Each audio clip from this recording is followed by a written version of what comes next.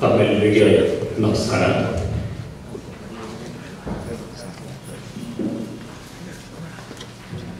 Good morning to all of you, and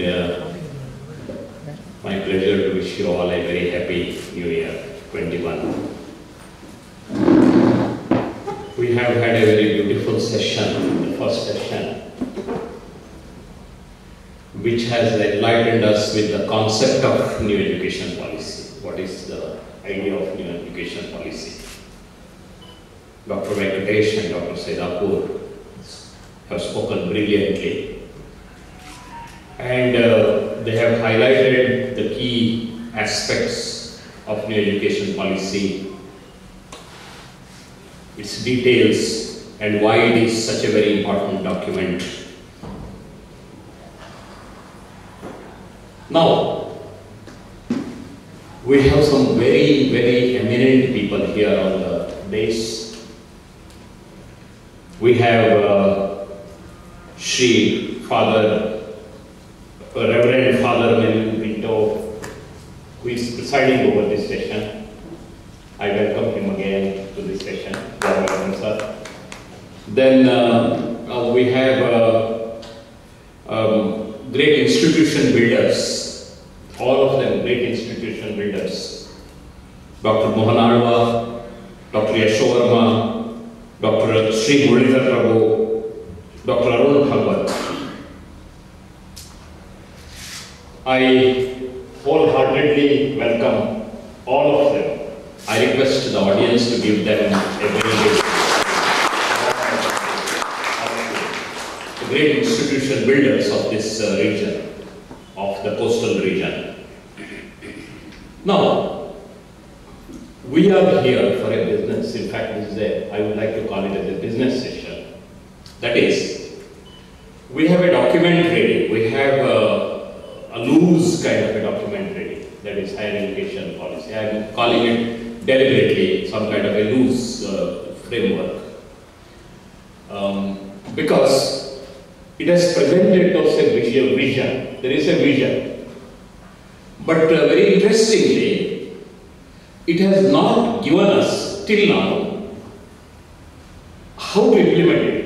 It has not told us. Well, what is the vision? Let me very quickly sum up. What is the vision? The main focus of the new education policy is on deregulation of education. Deregulation. It has deregulated education to a very great extent, particularly higher education. And three important aspects of this deregulation are: one thing, it has agreed to remove affiliation system. Number one. Number two, it has agreed to create autonomous colleges, more and more colleges. Obviously, when there is no affiliation system, they will become autonomous. Autonomous means they can devise their own syllabus. They can create their own syllabus. They can create their own teaching methodologies. And then the third thing is, it has given a 3-year degree or a 4-year degree option. So that's also very important. So that means it has created for us a very dynamic kind of a loose framework. Very dynamic it is. Now, very interestingly, it has not told us how to do it. Very interestingly. I think that is a brilliant strategy on their part. Well, before going to what is the strategy, let me also tell you one or two things. That is, there are 2-3 core areas of this policy. I wrote a series of articles in Udaivadi on higher education policy. There are 2-3 core areas. The first core area is culture, Indian culture.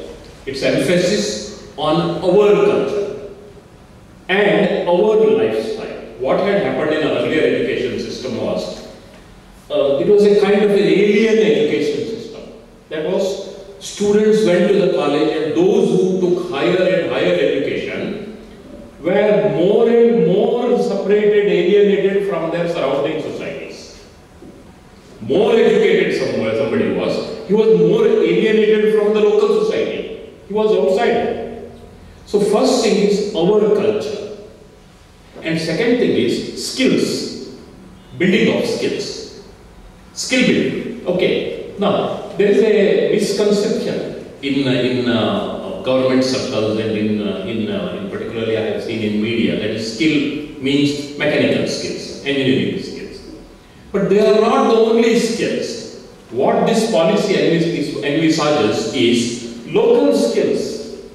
Because we have had lakhs of villages in India and we know very well that each of our villages had its own skills. It had its own skills. And for instance, Kumta is famous for handicrafts. Belgaum is famous for Kunda. Dharwad is famous for Peda. And Goa is famous for its Feni and Ura. Means these are the places that had their own local kind of skills. Right? And this one skill had many sub-skills. They had many sub-skills. And in coastal region, we know Yakshagana was a very important skill. And in Yakshagana, there are various dimensions. There is Bhagavatike, there is Mridanga, there is Chande, and then the Mridanga maker, the Chande maker, then the singer, the whole kind of system comes into being. What our earlier education had ignored was this. That it had failed to focus on our local skill building. And integrate it into education.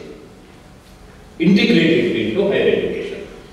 Now local skill building is a huge commerce. Even Yakshagana is a huge commerce. And handicrafts is a huge commerce. And local variety of local taila making in Ankola is very famous. Local massage making, very famous. And now the challenge before us is to integrate these local skills, not necessarily engineering and technology skills, into our education. This is the challenge before us. So culture, local culture, when we are able to bring local culture into education, we bring local skills into education. I think this is what is the opportunity before us. What new education policy, what it has opened up in front of us is this opportunity. That is, we can integrate our local skills into our education and grow. And this is why it has given schools, colleges autonomy. This is why it has given option between 3-year and 4-year degrees. So all these things we need to see in an integrated manner. And when we see these things in an integrated manner, we see the beautiful vision. That vision is more and more of very dynamic kind of society.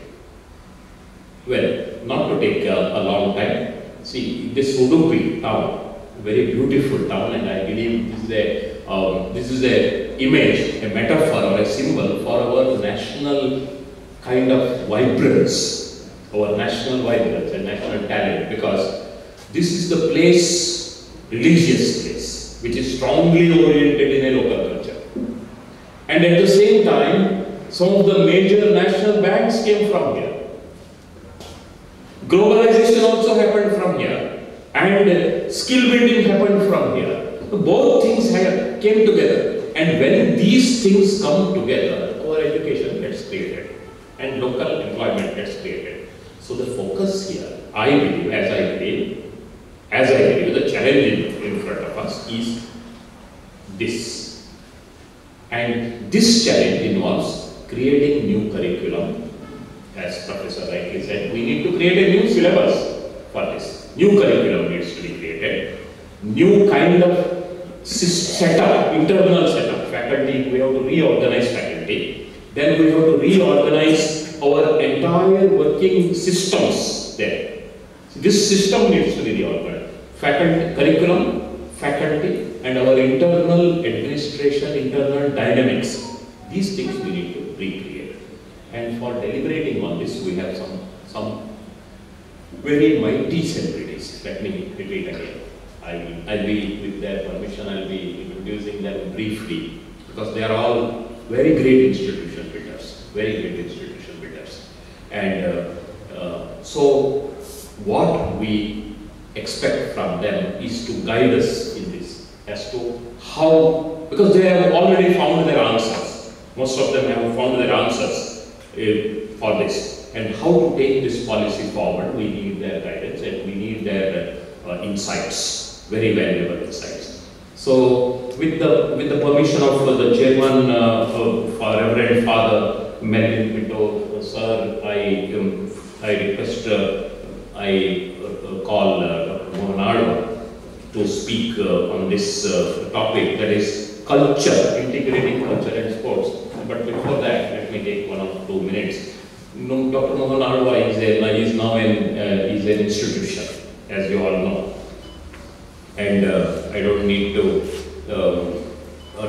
talk about him a lot. He has built an institution where 26,000 students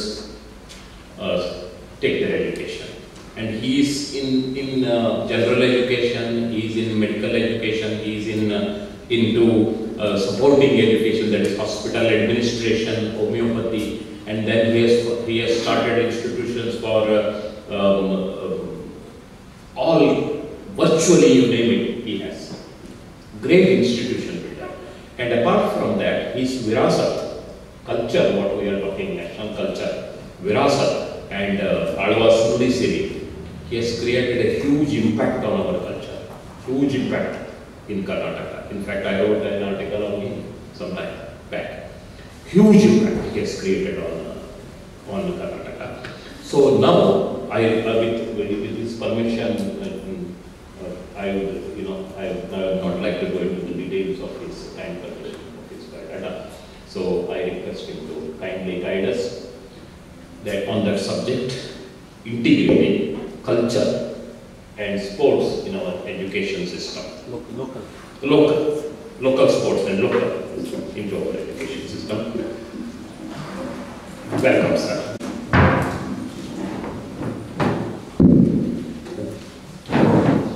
ಸಭಾಧ್ಯಕ್ಷರೇ, ಸಂಪನ್ಮೂಲ ಅತಿಥಿಗಳೇ, ಸೇರಿದ ಸಹೃದಯ ಬಂಧುಗಳೇ, Mahatma Gandhi memorial college ನಮ್ಮ ನಾಡಿನ ಹೆಸರಾಂತ ಒಂದು ವಿದ್ಯಾಸಂಸ್ಥೆ.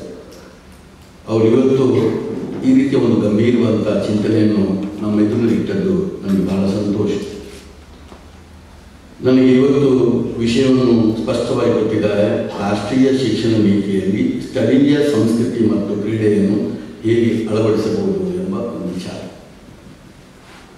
ಕನ್ನಡದಲ್ಲಿ ಮಾತನಾಡಿದರೆ ನನ್ನ ಹೃದಯದಿಂದ ಮಾತನಾಡಬಹುದು ಎಂಬ ಆಲೋಚನೆಯಿಂದ ನಾನು ಕನ್ನಡದಲ್ಲಿ ಮಾತನಾಡಲಿಕ್ಕೆ ಇಚ್ಛೆಪಡ್ತೇನೆ.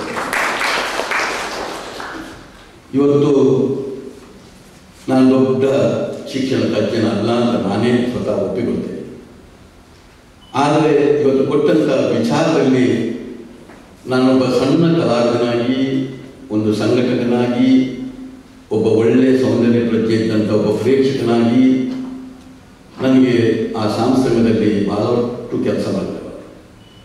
ಕ್ರೀಡೆಯನ್ನು ತೆಗೆದು ನೋಡಿದ್ರು ನಾನು ಸಣ್ಣ ಕ್ರೀಡಾಪಟುವಾಗಿ ಬೇಕಾದಷ್ಟು ವಿದ್ಯಾರ್ಥಿಗಳನ್ನೊಟ್ಟಿಗೆ ಕುಳಿತುಕೊಂಡು ನಾನು ಆ ಕ್ರೀಡಾ ಚಟುವಟಿಕೆಯಲ್ಲಿ ಭಾಗವಹಿಸಿ ಅದರೆಲ್ಲ ಸಂಘಟನೆಗಳನ್ನು ಮಾಡಿಕೊಂಡು ಅದರ ದುಃಖ ಗೊತ್ತಿದ್ದ ಒಬ್ಬ. ಆದ್ದರಿಂದ ಈ ಎರಡರ ಬಗ್ಗೆ ನಾನು ಸ್ವಲ್ಪ ಮಾತನಾಡಲಿಕ್ಕೆ ಇಚ್ಛೆ ಬರ್ತೇನೆ. ಇಡೀ ನಮ್ಮ ಇಷ್ಟತಮಗೆ ಇದ್ದಂಥ ಸಿಸ್ಟಮನ್ನು ಒಮ್ಮೆ ಆಲೋಚನೆ ಮಾಡೋಣ. ನಮ್ಮಲ್ಲಿರುವ ನಮ್ಮ ಇಡೀ ಶಿಕ್ಷಣದಲ್ಲಿ ಪ್ರಾಥಮಿಕ ಶಿಕ್ಷಣ 1ನೇ ತರಗತಿಯಿಂದ 5ನೇ ತರಗತಿವರೆಗೆ ಇರುವಂಥ ಒಂದು ಶಿಕ್ಷಣ ಅದು 11 ವರ್ಷದಲ್ಲಿ ಮುಕ್ತಾಯವಾಗ್ತದೆ. ಮಾಧ್ಯಮಿಕವಾದಂಥ ಶಿಕ್ಷಣ 6ರಿಂದ 7 ಅಂದರೆ 12ರಿಂದ 13 ವರ್ಷಗಳಿಗೆ ಬಂತು.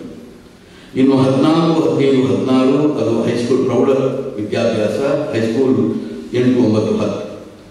ಇನ್ನು 17, 18 ಅದು 11ನೇ 12ನೇ ಪದವಿ ಪೂರ್ವ ಶಿಕ್ಷಣ. ಇನ್ನು ಡಿಗ್ರಿ ಅದು 3 ವರ್ಷದ ಡಿಗ್ರಿ ಅದು 21 ವರ್ಷಕ್ಕೆ ಅದು ಮುಕ್ತಾಯ. ಇದಿದ್ದಂಥ ಒಂದು ಸಿಸ್ಟಮ್. ಇದರಲ್ಲಿ ನಮ್ಮ ರಾಜ್ಯದಲ್ಲಿ ಕನ್ನಡ ಮಾಧ್ಯಮ, ಇಂಗ್ಲಿಷ್ ಮಾಧ್ಯಮ, CBSE, ICSE ಸಿಸ್ಟಮ್. ಇಲ್ಲಿ ನಾವು ನೋಡ್ತಾ ಹೋದರೆ ಪರಂಪರೆ ಮತ್ತು ಬ್ರಿಟಿಷರ ಶಿಕ್ಷಣದಲ್ಲಿ ಗುರು ಕೇಂದ್ರಿತ ಶಿಕ್ಷಣ, ಟೀಚರ್ ಸೆಂಟರ್ಡ್ ಈ ಶಿಕ್ಷಣಕ್ಕೆ ಒತ್ತು ಕೊಡ್ತೇವೆ. ಸ್ವಾತಂತ್ರ್ಯ ನಂತರ ಪಠ್ಯ ಕೇಂದ್ರಿತ और ವಿಷಯ ಕೇಂದ್ರಿತ ಶಿಕ್ಷಣ ಬಂತು. ಹೊಸ ಶಿಕ್ಷಣದ ನೀತಿಯಲ್ಲಿ 1986ರಲ್ಲಿ ಮತ್ತು 92ರಲ್ಲಿ ಮಗು ಕೇಂದ್ರಿತ ಶಿಕ್ಷಣ ಬಂತು. ಮಕ್ಕಳ ಸಾಮರ್ಥ್ಯ ಮತ್ತು ಅಗತ್ಯ ಮತ್ತು ಭಾಗವಹಿಸುವಿಕೆಯನ್ನು ಆಧರಿಸಿಕೊಂಡು ಶಿಕ್ಷಣ ಮಾದರಿ ಬಂತು. 2009ರಲ್ಲಿ ಸರ್ಕಾರ ಮತ್ತು ಸುಪ್ರೀಂ ಕೋರ್ಟ್ನ ನಿರ್ಧಾರದಂತೆ 14 ವರ್ಷದ ಒಳಗಿನ ಎಲ್ಲರಿಗೂ ಶಿಕ್ಷಣ ಕೊಡುವ ಜವಾಬ್ದಾರಿ ಎಂದು ಹೇಳಿ ಸಾರ್ವತ್ರಿಕ ಶಿಕ್ಷಣ ಬಂತು. ಒಟ್ಟು ಇದರಲ್ಲಿ ಬೌದ್ಧಿಕ ಬೆಳವಣಿಗೆ ಮತ್ತು ವಿಷಯವನ್ನು ಕಲಿಯುವುದಕ್ಕೆ ಹೆಚ್ಚು ಒತ್ತು ಇದೆ. ಇದರಲ್ಲೂ ಬಹಳ ಮುಖ್ಯವಾಗಿ ಕಲೆ ಮತ್ತು ಸಾಂಸ್ಕೃತಿಕ ವಿಷಯವನ್ನು ಬಹಳಷ್ಟು ಇದರಲ್ಲೂ ತಂದಿತ್ತು. ಆದರೆ ಮತ್ತು ಕ್ರೀಡೆಯನ್ನು ಇದು ಒಳಗೊಂಡಿದೆ. ಆದರೆ ನಾನು ಸ್ಪಷ್ಟವಾಗಿ ನನ್ನ ವಿಚಾರವನ್ನು ಹೇಳೋದಾದ್ರೆ, ಇದೆಲ್ಲವೂ ಇದ್ದರೂ ಕೂಡ ಇದು ವೇದಿಕೆಯ ಮೇಲೆ ಮಾತನಾಡಲಿಕ್ಕೆ ಮತ್ತು ಮೈಕಲ್ಲಿ ಮಾತಾಡಲಿಕ್ಕೆ, ಪ್ರೆಸೆಂಟೇಷನ್ ಮಾಡಲಿಕ್ಕೆ, ಕೇಳಲಿಕ್ಕೆ ಮಾತ್ರ ಇತ್ತು ಹೊರತು ಇದನ್ನು ಸಮರ್ಪಕ ರೀತಿಯಲ್ಲಿ ನಮ್ಮ ಇಡೀ ಒಂದು ಆ ವಿದ್ಯಾರ್ಥಿ ಲೋಕವನ್ನು ಹೇಗೆ ಒಂದು ಬಿಲ್ಡಿಂಗ್ ಅನ್ನು ಕಟ್ಟುವಾಗ ಫೌಂಡೇಶನ್ ಗಟ್ಟಿದ್ರೆ ಇವತ್ತು ಎಷ್ಟು ದೊಡ್ಡ ಬಿಲ್ಡಿಂಗ್ ಅನ್ನು ಕಟ್ಟಬಹುದು, ಆ ರೀತಿಯಲ್ಲಿ ಇವತ್ತು ಈ ಪ್ರಾಥಮಿಕ ಶಿಕ್ಷಣ ಪ್ರೌಢ ಶಿಕ್ಷಣದವರೆಗೆ ಹೋಗುವವರೆಗೆ ಮತ್ತು ಈ ಪದವಿಯವರೆಗೆ ಕಾಟಾಚಾರಕ್ಕಾಗಿ ಈ ಸಾಂಸ್ಕೃತಿಕ ರಂಗ ಮತ್ತು ಕ್ರೀಡಾ ಕ್ಷೇತ್ರಕ್ಕೆ ಹೊರತು ಅರ್ಥಪೂರ್ಣವಾಗಿ ನಮ್ಮ ದೇಶವನ್ನು ಅರ್ಥ ಮಾಡಿಕೊಂಡು ಅರ್ಥಪೂರ್ಣವಾಗಿ ಇರಲೇ ಇಲ್ಲ ಅಂತ ನಾನು ಸ್ಪಷ್ಟವಾಗಿ ಹೇಳಲಿಕ್ಕೆ ಇಚ್ಛೆ ಪಡ್ತೀನಿ. ಯಾಕಂತ ಹೇಳಿದ್ರೆ ಬಹಳಷ್ಟು ಹೊಂದಾಣಿಕೆಯ ಕೊರತೆ. ಇಷ್ಟೆಲ್ಲ ಇದ್ರೂ ಕೂಡ ನನ್ನ ಪ್ರಶ್ನೆ ಒಂದು ಸಿಂಪಲ್ ಆಗಿ ನನ್ನ ಪ್ರಶ್ನೆ, ಇಷ್ಟೆಲ್ಲ ಶಾಸ್ತ್ರೀಯ ಜನಪದೀಯವಾದಂಥ ಕಲೆ, ನಮ್ಮ ಸ್ಥಳೀಯಕ್ಕೆ ಸಂಬಂಧಪಟ್ಟ ಕಲೆ ಇಷ್ಟು ನಮ್ಮ ದೇಶದಲ್ಲಿ ವೈವಿಧ್ಯವಾಗಿ ಇದ್ದರೂ ಕೂಡ ಎಷ್ಟು ಸಂಪನ್ಮೂಲ ವ್ಯಕ್ತಿಗಳು ಆ ಪ್ರಾಥಮಿಕ ಪ್ರೌಢ ಪದವಿ ಪೂರ್ವ ಶಿಕ್ಷಣದಲ್ಲಿ ಇಲ್ಲಿ ಶಿಕ್ಷಣವನ್ನು ನೋಡಲಿಕ್ಕೆ ಎಷ್ಟು ಶಿಕ್ಷಕರು ಇದ್ದರು? ಒಂದು ಲೆಕ್ಕ ಕೊಟ್ಟು ಶಾಸ್ತ್ರೀಯವಾದಂತಹ ಒಂದು ಪಕ್ಕವಾದ್ಯ ಇರ್ಬೋದು, ಅಥವಾ ಸಂಗೀತ ಇರ್ಬೋದು, ನೃತ್ಯಗಳಿರ್ಬೋದು, ಅಥವಾ ಒಂದು ಜನಪದೀಯವಾದಂತಹ ವಿಚಾರಗಳಿರ್ಬೋದು, ಇದನ್ನು ಅಥವಾ ಚಿತ್ರಗಳಿರ್ಬೋದು, ಇದನ್ನು ಕಲಿಸಲಿಕ್ಕೆ ಒಂದು ಪ್ರಾಥಮಿಕ ಶಿಕ್ಷಣ ಪ್ರೌಢ ಶಿಕ್ಷಣದಲ್ಲಿ ಎಷ್ಟು ಟೀಚರ್ಸ್ ಇದ್ದರು? ಬೇರೆ ನೆನಪಿಗೆ ಟೀಚರ್ಸ್ಗಳು ಇದ್ದರೆ ಈ ಸೈನ್ಸ್ನೊಟ್ಟಿಗೆ, ಈ ಮ್ಯಾಥ್ಸ್ನೊಟ್ಟಿಗೆ, ಅಥವಾ ಈ ಇಂಗ್ಲಿಷ್ನೊಟ್ಟಿಗೆ ನಾವು ಯಾವ ರೀತಿಯ ಒಂದು ಶಿಕ್ಷಣವನ್ನು ಇದನ್ನು ನ್ಯಾಯಯುತವಾಗಿ ಮಾಡಲಿಕ್ಕೆ ಸಾಧ್ಯ? ಇನ್ನು ಎಷ್ಟು ಪರಿಕರಗಳು, ಅದಕ್ಕೆ ಬೇಕಾಗುವ ಎಷ್ಟು ಯೋಜನೆಗಳು ವಿದ್ಯಾಸಂಸ್ಥೆಗಳಿವೆ. ಒಂದು ಕ್ರೀಡೆ ಅಂತ ಹೇಳುವಾಗ ಒಂದು 400 ಮೀಟರ್ ಟ್ರ್ಯಾಕ್ ಇಟ್ಟುಕೊಂಡು ಇರುವಂತಹ ಒಂದು ಅಂಗಳ ಎಷ್ಟು ಒಂದು ಸಂಸ್ಥೆಗಳಲ್ಲಿ ನಮ್ಮಲ್ಲಿ ಇದೆ. ಆಮೇಲೆ ಅಲ್ಲಿರುವಂತಹ ಒಂದು ಸಾಮಾನ್ಯ ವ್ಯಾಯಾಮ ಮಾಡುವಂತಹ ಒಂದು ಕೊಠಡಿ ಇರ್ಬೋದು, ಅಥವಾ ಒಂದು ಗುಂಪಾಟ ಮಾಡಲಿಕ್ಕೆ ಇರ್ಬೋದು, ಎಷ್ಟು ವಿಷಯಗಳು ಇವತ್ತಿದೆ. ಮಂಗಳೂರು ಯೂನಿವರ್ಸಿಟಿಯಲ್ಲಿ ಇರುವಂತಹ ಒಂದು 225 ಕಾಲೇಜಿನಲ್ಲಿ ಎಷ್ಟು ಜನ ಒಂದು ಕ್ರೀಡೆಯನ್ನು ಕಲಿಸುವಂತ ಮುಖ್ಯ ಶಿಕ್ಷಕರಿದ್ದಾರೆ. ಸರ್ಕಾರ ಎಷ್ಟು ನೇಮಕವನ್ನು ಇದನ್ನು ಪ್ರಾಮಾಣಿಕವಾಗಿ ಪ್ರಾಥಮಿಕ ಶಿಕ್ಷಣ ನಮ್ಮ ಪದವಿ ಶಿಕ್ಷಣದವರಿಗೆ ಮಾಡಿದೆ ಎಂಬುದನ್ನು ಆಲೋಚನೆ ಮಾಡಿ.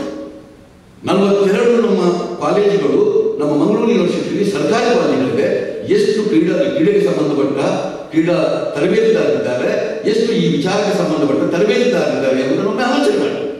ಹೀಗಿರುವಾಗ ಇದು ಕೇವಲ ಮಾತಿಗೆ ಮಾತ್ರ ಹೊರತು, ಮೈಕಕ್ಕೆ ಹೇಳಲಿಕ್ಕೆ ಮಾತ್ರ ಹೊರತು ಬೇರೆ ಯಾವ ವಿಚಾರಕ್ಕೂ ಇದು ಇಲ್ಲದನ್ನು ನಾವು ಗಮನಿಸಿದ್ದೇವೆ. ಈಗ ಹೊಸ ಶಿಕ್ಷಣ ನೀತಿ ಬಂದಾಗ ಹಿಂದೆ ಸಾರ್ವತ್ರಿಕ ಶಿಕ್ಷಣಕ್ಕೆ ಒತ್ತು, ಈಗ ಎಲ್ಲರಿಗೂ ಶಿಕ್ಷಣ ಮಾತ್ರವಲ್ಲ ಗುಣಾತ್ಮಕವಾದಂತಹ ಶಿಕ್ಷಣ, ಕ್ವಾಲಿಟಿ ಆಫ್ ದ ಎಜುಕೇಶನ್ ಕೊಡಬೇಕು ಎಂಬ ಹೊಸ ಪಾಲಿಸಿ ಬಹಳ ಒಳ್ಳೆಯ ರೀತಿಯಲ್ಲಿ ಬಂತು. ಹಾಗೆ ವೃತ್ತಿ ಮತ್ತು ಯಾವುದೇ ಕೌಶಲ್ಯಗಳಿಗೆ ಹೆಚ್ಚು ಒತ್ತು ಕೊಡಬೇಕು, ದೇಶೀಯವಾದಂಥ ವಿಚಾರಗಳಿಗೆ ಒತ್ತು ಕೊಡಬೇಕು ಎಂಬ ವಿಚಾರ ಬಂದು ನಮ್ಮ ಸಮನ್ವಯಗಾರರು ಹೇಳಿದಾಗೆ ನಮ್ಮ ಸಂಸ್ಕೃತಿಗೆ ಬಹಳ ಮೂಲವಾದಂಥ ಒತ್ತನ್ನು ಕೊಟ್ಟು ಶಿಕ್ಷಣದಲ್ಲಿ ಬಹಳ ಇದ್ದನ್ನು ನಾನು ನೋಡಿದ್ದೇವೆ. ಇದು ಈಗ 3 ವರ್ಷದ ಮೇಲೆ 3+2+3+3+4 ಎಂಬ ಶಿಕ್ಷಣದಲ್ಲಿ ಬಂತು. ಅದಕ್ಕಾಗಿ 3 ವರ್ಷ ಆದ ಕೂಡಲೇ 3 ವರ್ಷದಿಂದ 6 ವರ್ಷದವರೆಗೆ ಅಂಗನವಾಡಿಯಲ್ಲಿ ಮಕ್ಕಳ ಸಂಪೂರ್ಣ ಬೆಳವಣಿಗೆ ಬೇಕಾದ ವ್ಯವಸ್ಥೆ, ಅದರಲ್ಲಿ ಬೌದ್ಧಿಕ, ಶಾರೀರಿಕ, ಸಾಮಾಜಿಕ ಶಿಕ್ಷಣ ವ್ಯವಸ್ಥೆಯಲ್ಲಿ ಮಕ್ಕಳನ್ನು ತಯಾರು ಮಾಡುವುದು, ಅದನ್ನು ECCE ಅಂದರೆ foundation early child and care and education ಎಂಬ ನೀತಿಯಿಂದ ಬರ್ತದೆ. 6 ವರ್ಷದಿಂದ 8 ವರ್ಷದವರೆಗೆ 2 ಕ್ಲಾಸ್ ಮುಗಿಯುತ್ತದೆ, ಅದು ಪೂರ್ವ ಪ್ರಾಥಮಿಕ. 8 ವರ್ಷದಿಂದ 11 ವರ್ಷದವಾಗುವಾಗ 5ನೇ ಕ್ಲಾಸ್ ಮುಗಿಯುತ್ತದೆ, ಪ್ರಾಥಮಿಕ ತರಗತಿ ಮುಗಿಯುತ್ತದೆ. 14 ವರ್ಷವಾಗುವಾಗ 8ನೇ ತರಗತಿಗೆ ಮುಗಿಯುತ್ತದೆ, ಮಾಧ್ಯಮಿಕ ತರಗತಿ ಮುಗಿಯುತ್ತದೆ. 18 ವರ್ಷವಾಗುವಾಗ 18 ವರ್ಷವಾಗುವಾಗ 9, 10, 11, 12 ತರಗತಿ ಮುಗಿಯುತ್ತದೆ, ಹೈಯರ್ ಸೆಕೆಂಡರಿ ಮುಗಿಯುತ್ತದೆ. ಆಮೇಲೆ ಡಿಗ್ರಿ 3 ವರ್ಷ ಅಥವಾ 4 ವರ್ಷ, 2 ಮೋಡಲ್ ಇದೆ. ಆಮೇಲೆ PG 1 ವರ್ಷವಿದೆ ಅಥವಾ 2 ವರ್ಷವಿದೆ. ಇಂಟಗ್ರೇಟೆಡ್ ಟೀಚರ್ ಎಜುಕೇಶನ್ 4 ವರ್ಷವಿದೆ. MPhil ಇಲ್ಲ, PhD ಪ್ರೋಗ್ರಾಮ್ ಇದೆ. ಇದು ಸಾಮಾನ್ಯವಾಗಿ ಇರುವಂತಹ ಒಂದು ನೀತಿ. ಸರಿ, ಇಲ್ಲೂ ಕೂಡ ಬಹಳ ಸುಂದರವಾಗಿ ನಮ್ಮ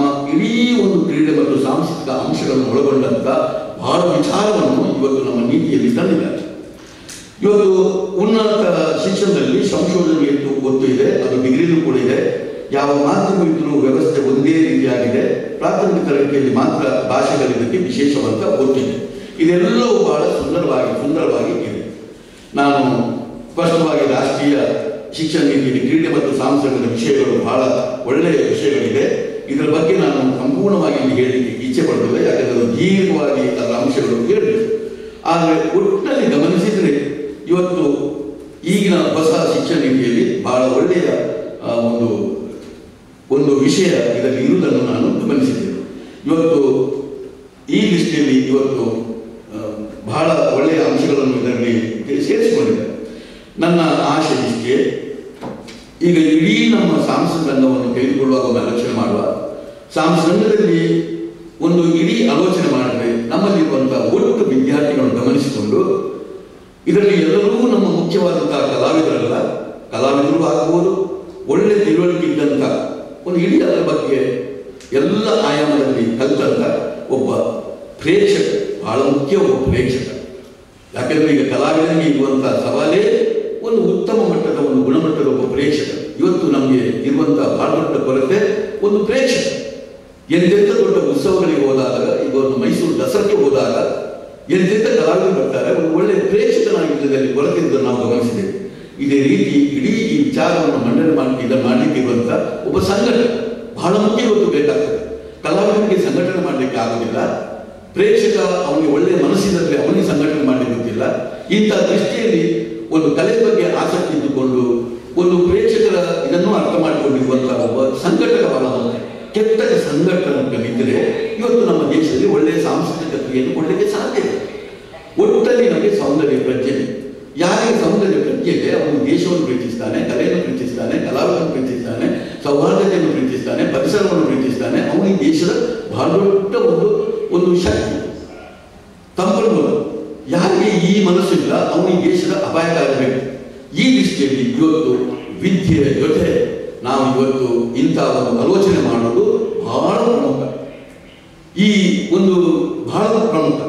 ಇಂಥ ದೃಷ್ಟಿಯಲ್ಲಿ ಇವತ್ತು ನಾವು ನೋಡುವಾಗ ಸಾಂಸ್ಕೃತಿಕವಾಗಿ ಹಲವು ಆಯಾಮದಲ್ಲಿ ನಾವು ಆಲೋಚನೆ ಮಾಡಬೇಕಾಗ್ತದೆ. ಇದೇ ರೀತಿ ಕ್ರೀಡೆಯನ್ನು ತೆಗೆದು ನೋಡಿದರೂ ಅಂತಿಮವಾಗಿ ಒಂದು ಪದಕ ಇರ್ಬೋದು, ಅದು ಇಡೀ ಜಗತ್ತಿನ ಒಲಿಂಪಿಕ್ ಬರುವಾಗ ಅಥವಾ ಯಾವುದೇ ಬರುವಾಗ ನಮ್ಮೊಂದು ಪದಕದ ಬಹಳ ಪ್ರಮುಖವಾಗಿ ಕಾಣ್ತದೆ. ಪದಕ ಇರಬಹುದು, ಆದರೆ ಇವತ್ತು ದೈಹಿಕ ಮಾನಸಿಕ ಆರೋಗ್ಯ ಅಷ್ಟೇ ಮುಖ್ಯ. ಕೇವಲ ಪದಕ ಮಾತ್ರ ಅಲ್ಲ, ಒಬ್ಬ ಮನುಷ್ಯನಿಗೆ ದೈಹಿಕ ಮಾನಸಿಕವಾದ ಆರೋಗ್ಯ, ಇನ್ನು ಸ್ವಲ್ಪ ಮಟ್ಟಿಗೆ ಮನೋರಂಜನೆ, ಒಂದು ಖುಷಿ, ಅದರೊಟ್ಟಿಗೆ ಸೌಹಾರ್ದತೆ ಕೂಡಿ ಮಾಡುವಂತಹ ಒಂದು ಕೆಲಸದ ಗುಣ. ಇದೇ ರೀತಿ ಅದನ್ನು ಮತ್ತು ವಿಸ್ತಾರ ಮಾಡೋದಾದರೆ ಒಟ್ಟಲ್ಲಿ ಒಂದು ಕ್ರೀಡಾ ಮನೋಭಾವ ಇದು ಬರುವ ಹಾಗೆ ಒಂದು ಇಡೀ ನಮ್ಮ ಒಂದು ಚಟುವಟಿಕೆ, ನಮ್ಮ ಇಡೀ ಒಂದು ಓದುವಂಥ ಕ್ರಮದಲ್ಲಿ ಅದು ಪ್ರಾಥಮಿಕದಿಂದ ಅವರಿಗೆ ಬೆಳೆದುಕೊಂಡು ಬರಬೇಕು. ಯಾವ ವ್ಯಕ್ತಿಗೆ ಒಂದು ಸೌಂದರ್ಯ ಪ್ರಜ್ಞೆ ಇದೆ, ಒಟ್ಟಲ್ಲಿ ಯಾವ ವ್ಯಕ್ತಿಗೆ ಒಂದು ಕ್ರೀಡಾ ಮನೋಭಾವ ಇದೆ, ಅವನು ಜೀವನದ ಒಂದು ಇಡೀ ನಮ್ಮ ಬದುಕಿನ ಒಂದು ಅದ್ಭುತ ವ್ಯಕ್ತಿಯಾಗಿ ಕೊಂಡು ಬರ್ತಾರೆ. ಇದು ಬಹಳ ಮುಖ್ಯ. ನನಗಂತೂ ಈ ಎರಡು ಇಲ್ಲದೆ ಹೋದರೆ ಅದು ಶಿಕ್ಷಣವೇ ಅಲ್ಲ ಅಂತ ನಾನು ಆಲೋಚನೆ ಮಾಡಬೇಕು. ಅದೇ ರೀತಿ ಈ ಎರಡು ವಿಷಯದಲ್ಲಿ ಒಬ್ಬರ ಬದುಕು ಅದು ಸಾರ್ಥಕವಾದಂಥ ಬದುಕು ಅಲ್ಲ ಅಂತ ನಾನು ತಿಳಿದ. ಈ ದೃಷ್ಟಿಯಲ್ಲಿ ಇವತ್ತು ಇದಕ್ಕೆ ಬಹಳಷ್ಟು ಒತ್ತನ್ನು ಕೊಡಬೇಕಾದ್ದು ನಮ್ಮ ಕರ್ತವ್ಯ. ಯಾರ್ಯಾರಿಗೆ ಈ ವಿಷಯದಲ್ಲಿ ಯಾವ್ಯಾವ ಹಂತದಲ್ಲಿ ಬೆಳೆಯಲು ಸಾಧ್ಯ, ಈ ಸಾಧ್ಯತೆ ಮೂಡಬೇಕು. ಅದೇ ರೀತಿ ಒಂದು ಕ್ರೀಡೆ ಸಾಂಸ್ಕೃತಿಕ ಆಗುವಾಗ ಆಯಾ ಪ್ರದೇಶದ ಆ ರಾಜ್ಯಗಳ ಆ ಯೂನಿವರ್ಸಿಟಿಗಳಿಗೆ ಅನುಗುಣವಾಗಿ ಒತ್ತು ಕೊಡಬೇಕು ಎಂಬ ವಿಚಾರದಲ್ಲಿ ಇದೆ. ಬಹಳ ಮುಖ್ಯವಾದ ವಿಚಾರ.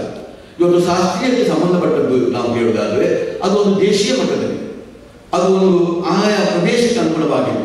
ನಮ್ಮ ಇಡೀ ದೇಶದ ಒಂದು ಸಾಂಸ್ಕೃತಿಕ ಬದುಕನ್ನು, ಕ್ಲಾಸಿಕಲ್ ಬದುಕನ್ನು ತೆಗೆದು ನೋಡಿದರೆ ಅದರಲ್ಲಿ ಇವತ್ತು ಒಂದು ಪಕ್ಕವಾದ್ಯ ಇರ್ಬೋದು, ಒಂದು ಶಾಸ್ತ್ರೀಯವಂತ ಸಂಗೀತದಲ್ಲಿ ಕರ್ನಾಟಕ ಹಿಂದೂಸ್ತಾನಿ ಇರ್ಬೋದು, ಅಥವಾ ನೃತ್ಯದಲ್ಲಿ 8 ವಿಧದ ಶಾಸ್ತ್ರೀಯ ನೃತ್ಯ, ಅದು ಭರತನಾಟ್ಯ, ಕುಚಿಪುಡಿ, ಕಥಕಲಿ, ಕಥಕ್ ಅಥವಾ ಮೋಹಿನಿಯಾಟ್ಟಂ ಅಥವಾ ಒಡಿಸ್ಸಿ, ಮಣಿಪುರ ನೃತ್ಯ, ಇವುಗಳೆಲ್ಲ ಒಂದು 8 ವಿಧದ ಶಾಸ್ತ್ರೀಯ ನೃತ್ಯಗಳಿರ್ಬೋದು.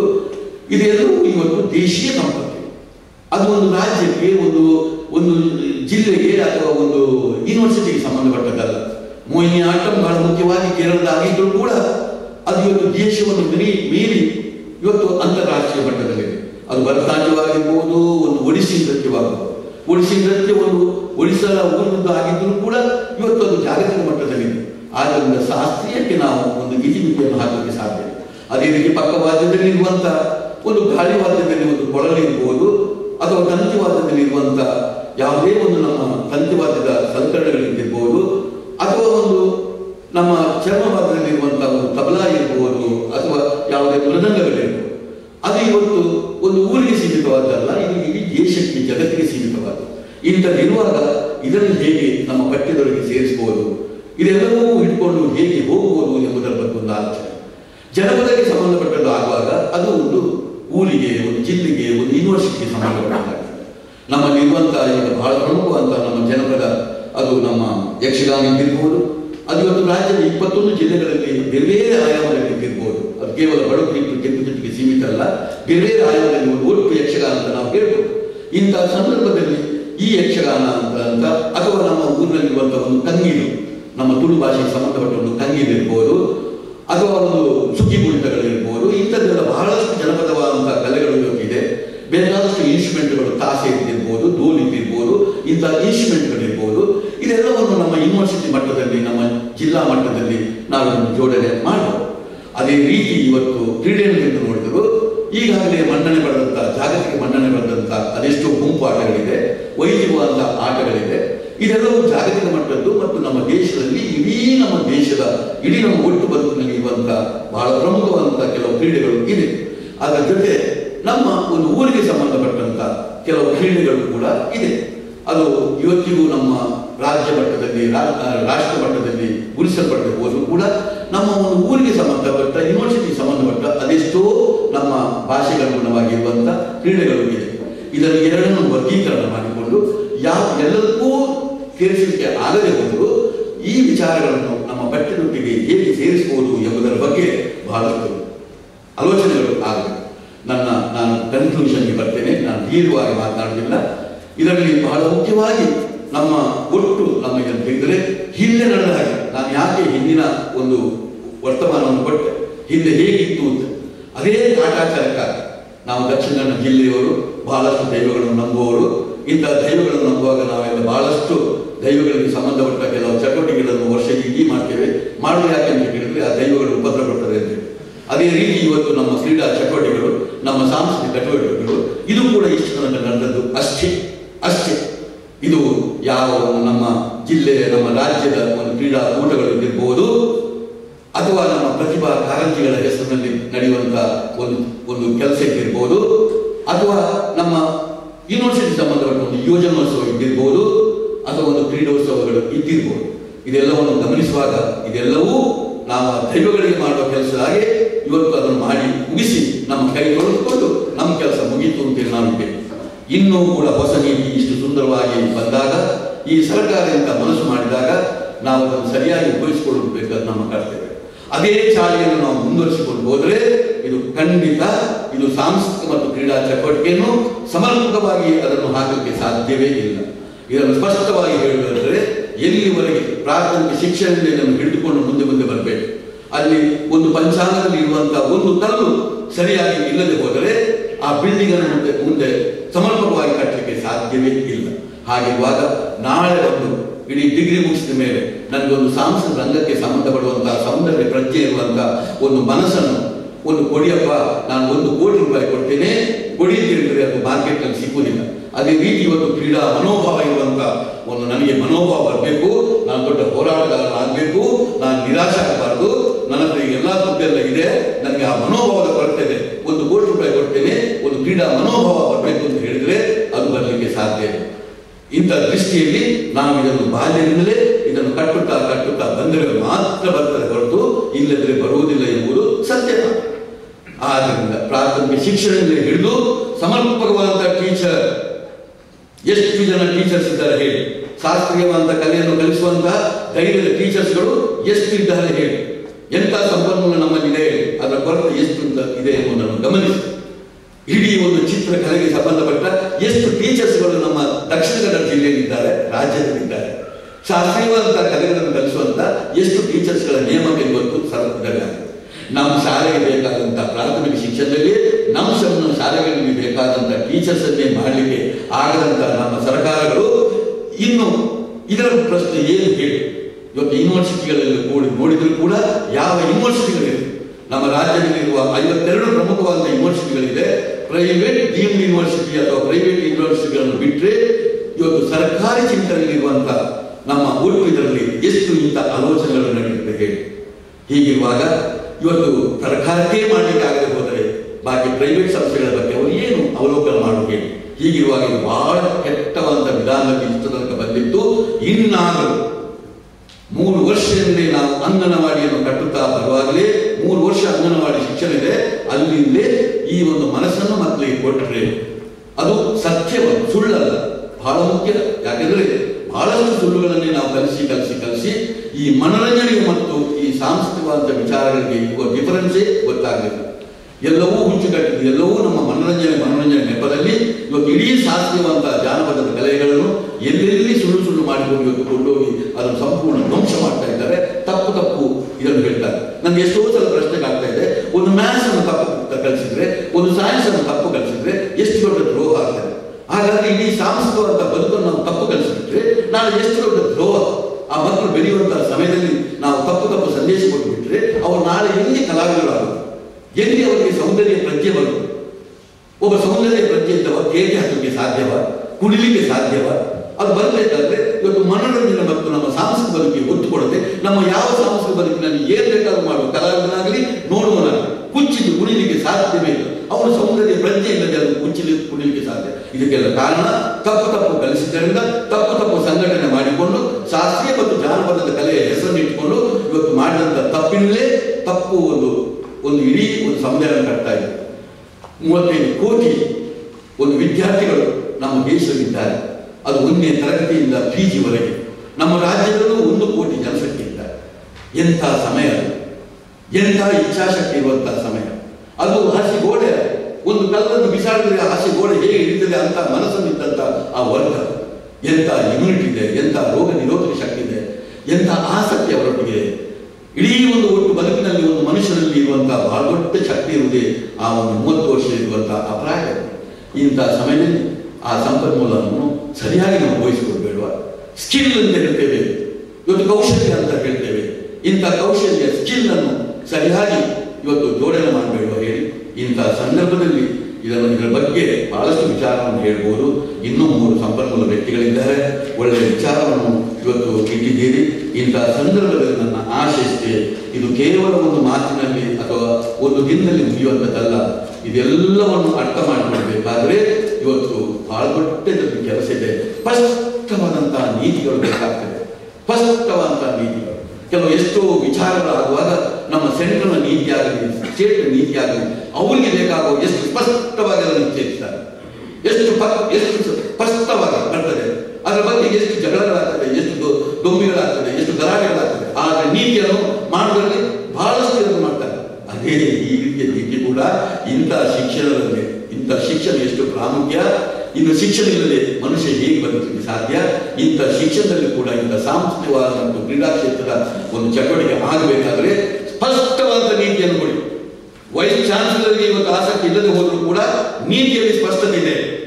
ಇವತ್ತೊಂದು ವಿದ್ಯಾಸಂಸ್ಥೆ ಒಬ್ಬ ಪ್ರಾಮುಖ್ಯವಾದಂತಹ ಒಂದು ಪ್ರಾಚಾರ್ಯರು ಇದರ ಬಗ್ಗೆ ಆಸಕ್ತಿ ಇಲ್ಲದರೂ ಕೂಡ ಶಿಕ್ಷಣ ನೀತಿ ಹೇಳ್ತಾ ಇದೆ. ಇವತ್ತು ಯಾವುದೇ ಒಂದು ಸಬ್ಜೆಕ್ಟ್ ಅನ್ನು ಓದಿದಂತ ಒಬ್ಬ ಪ್ರಾಂಶುಪಾಲ ಆಗಿರ್ಬೋದು, ಇಡೀ ವಿದ್ಯಾಸಂಸ್ಥೆಯನ್ನು ಎಲ್ಲ ಆಯಾಮದಲ್ಲಿ ಹೇಗೆ ಮುಂದೆ ಕೊಂಡೋಗ್ತಾರೆ. ಅದೇ ರೀತಿ ಇವತ್ತು ಈ ಸಾಂಸ್ಕೃತಿಕವಾದಂತಹ ವಿಚಾರ, ಕ್ರೀಡಾ ವಿಚಾರಕ್ಕೂ ಅವರಿಗೆ ಆಸಕ್ತಿ ಇಲ್ಲದೆ ಹೋದರೂ ಕೂಡ ಇವತ್ತು ಸ್ಪಷ್ಟವಾದಂತಹ ನೀತಿ ಕೇಂದ್ರದಿಂದ ಮತ್ತು ರಾಜ್ಯದಿಂದ ಬಂದರೆ, ವಿದ್ಯಾ ಇಲಾಖೆಯಿಂದ ಬಂದರೆ ಏನು ಮಾಡಲಿಕ್ಕೆ ಸಾಧ್ಯ ಏನು? ಇದು ಸಾಧ್ಯವಾದ. ಆದರೆ ಅದಕ್ಕೆ ಅಷ್ಟೇ ಸ್ಪಷ್ಟವಾದ ನೀತಿ. ಮಕ್ಕಳಿಗೂ ಕೂಡ ಹಾಗೆ ಸುಮ್ಮನೆ ಇದರ ಆಸಕ್ತಿ ಮಾಡೋದಲ್ಲ. ಅವರು ಬಹಳ ದೊಡ್ಡ ಬಿಸ್ನೆಸ್ ಮ್ಯಾನ್.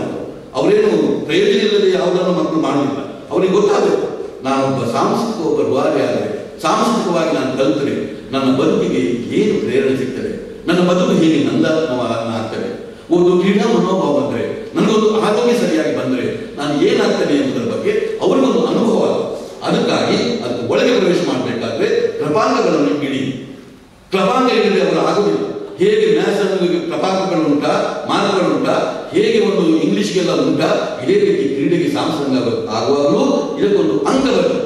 ಕೇರಳದಂತಹ ಊರಿನಲ್ಲಿ ಇವತ್ತು ಅಲ್ಲಿ ಮಾಡುವಂತಹ ಒಂದು ಉತ್ಸವದಲ್ಲಿ ಅಲ್ಲಿ ಯಾರು ಫಸ್ಟ್ ಪ್ರೈಸ್ ಬಂದರು, ಯಾರು ಸೆಕೆಂಡ್ ಪ್ರೈಸ್ ಬಂದರು, ಅವರಿಗೆ ಪ್ರಾಥಮಿಕ ಶಿಕ್ಷಣ, ಪ್ರೌಢ ಶಿಕ್ಷಣ, ಪದವಿ ಶಿಕ್ಷಣದಲ್ಲಿ ಪ್ರಭಾಗಗಳು ಇದ್ದುಕೊಂಡು ಅವರು ಅದನ್ನು ಮುಂದೆ ಕೊಂಡು ಹೋಗ್ತಾ ಇದ್ದಾರೆ. ಆದ್ದರಿಂದ ಅಲ್ಲಿ ಆಸಕ್ತಿ ಹೆಚ್ಚು ಮಕ್ಕಳಿಗೆ ಬೆಳೀತದೆ. ಇವತ್ತು ನಮ್ಮ ರಾಜ್ಯಕ್ಕಾಗುವಾಗ ಇಲ್ಲಿ ಪ್ರಭಾಗಗಳು ಎಲ್ಲಿದೆ ಹೇಳಿ, ಕಾಟಾಚಾರಕ್ಕಾಗಿ ನಡೀತದೆ.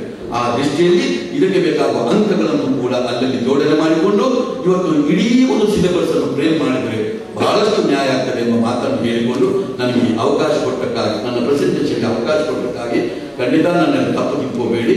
ಇದು ನೀವು ಒಪ್ಪಬೇಕು ಅಂತಿಲ್ಲ. ನನ್ನ ಒಬ್ಬ ಸಾಂಸ್ಕೃತಿಕ ಮತ್ತು ಕ್ರೀಡೆಯಲ್ಲಿ ಆಸಕ್ತಿ ಇದ್ದರಿಂದ ಈ ಪ್ರೆಸೆಂಟೇಷನ್ ಮಾಡಿದ್ದೇನೆ ಎಂದು ಹೇಳುವುದನ್ನು ಕೇಳಿಕೊಂಡು ನಿಮಗೆಲ್ಲ ಕೈ ಮುಗಿದು ನನ್ನ ಮಾತನ್ನು ಮುಗಿಸ್ತೇನೆ.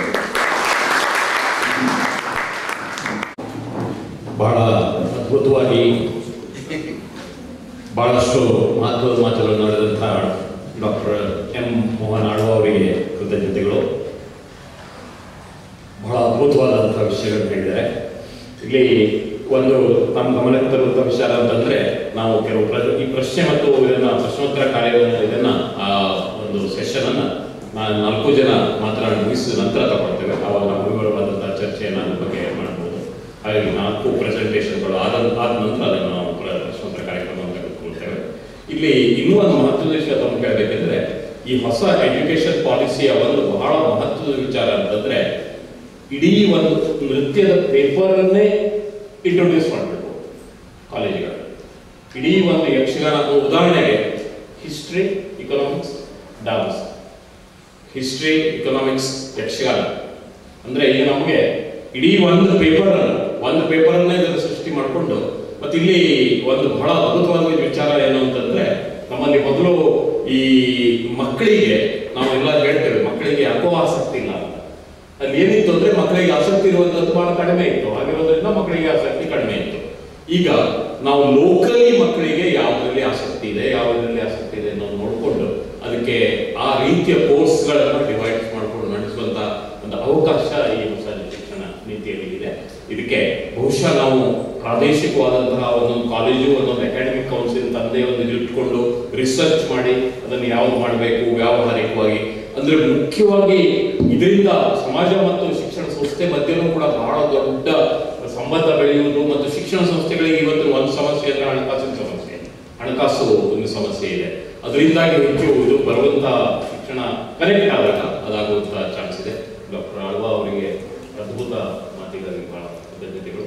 ಈಗ ಡಾಕ್ಟರ್ ಯಶೋವರ್ಮ ಅವರನ್ನು ನಾನು ಆಹ್ವಾನಿಸ್ತೇನೆ. ಅದಕ್ಕಿಂತ ಮೊದಲು ನಮಗೆಲ್ಲರಿಗೂ ಗೊತ್ತಿದೆ, SDM ಶಿಕ್ಷಣ ಸಂಸ್ಥೆಗಳು ಒಂದು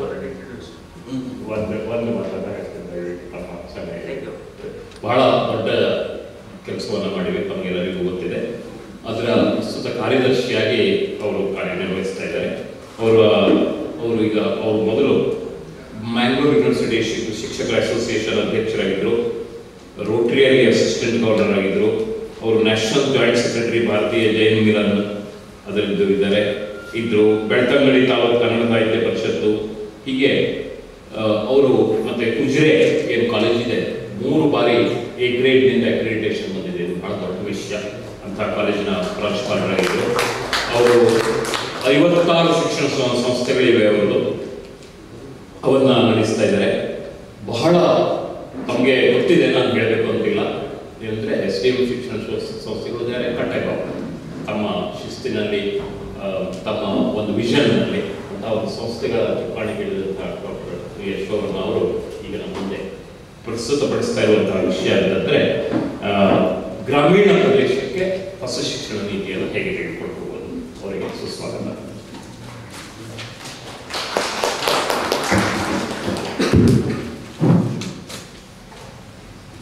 For the dignitaries on the dais and the participants, Professor Kadapur, thank you for making it possible to attend. We feel honored. The given topic given to me is implementation of new education policy in the rural institutions. Before that, I want to share with you 2 lines of a Qawwali which was sent through SMS just during the fag end of 2020. It's very interesting. It goes like this. Tu hi batao तुझे क्यों याद रखना 2020, तू ही बताओ तुझे क्यों याद रखना 2020, तुमने कष्ट दिया है plenty, तुमने कष्ट दिया है plenty. Yes, lot of problems, lot of difficulties we had. But amidst all those difficulties, if we can remember 2020 for one reason, one good reason, that is introduction of new education policy. I for one believe that this was very badly needed, very much essential, not in the interest of the individual student, but in the national spirit, national interest. So this was very much required. And when I went through the education policy, I went through it many times. Every time I read it, it appeared brighter and brighter. The chairperson of that, Kasurirangan, says in his introductory remarks that he was of the opinion that it could be completed within shortest time. But then every member started thinking so much out of box that it took much more time than what he expected. So much of thought process has gone into it. I am asked to talk about implementation of new education in rural areas. But then when I went through the document and started thinking, recollecting all that, I realized that implementation of new education policy in rural and urban are no different. There are certain challenges for implementation in the rural areas. At the same time, there are certain challenges for its implementation in the urban areas too. It's a greatly challenging task, but in the interest of the future of the nation, we should be prepared to accept it. And then I felt that one of the greatest challenge, if any institution can face in implementation of a new education policy, one of the greatest challenge any institution can face in its implementation is changing the mindset.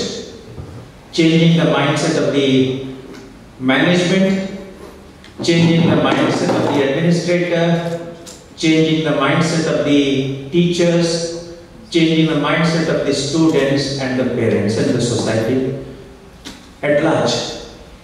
So this is what is the greatest challenge. While going through the sessions, I jotted down few points which need to be done immediately, or change, attitudinal change that is to be brought about immediately if we have to keep a step forward. If we are not prepared to bring about that attitudinal change, then all our efforts will be in vain. It will be useless. So these attitudinal changes are, first of all, we as teachers, including me, we as teachers should realize that we are not to lead the students. We are not to lead the students, but we have to show them the way. Bernard Shaw once said, I have quoted many times and I still continue to quote, and in future also I'll quote that. He said, I am not a teacher, I am a co-traveler of whom you ask the way. I pointed ahead of you and ahead of me too. Ahead of you and ahead of me too. If we can show the students a way ahead of us, then we are the best of the teachers. There is a saying, who is a good teacher? A good teacher is not somebody who covers the entire syllabus, prepares beautiful notes, dictates notes, gives important questions, gives hype. Is not the good teacher. A good teacher is the one who day by day becomes more and more less important. A good teacher is the one who becomes day by day more and more less important. Are we as teachers prepared to shift that? Are we prepared to become less important is one question I put before you. And secondly, stop the hand-holding of the student and let them play independently. But holding their hand, we cannot make them play to the greatest or the fullest potential.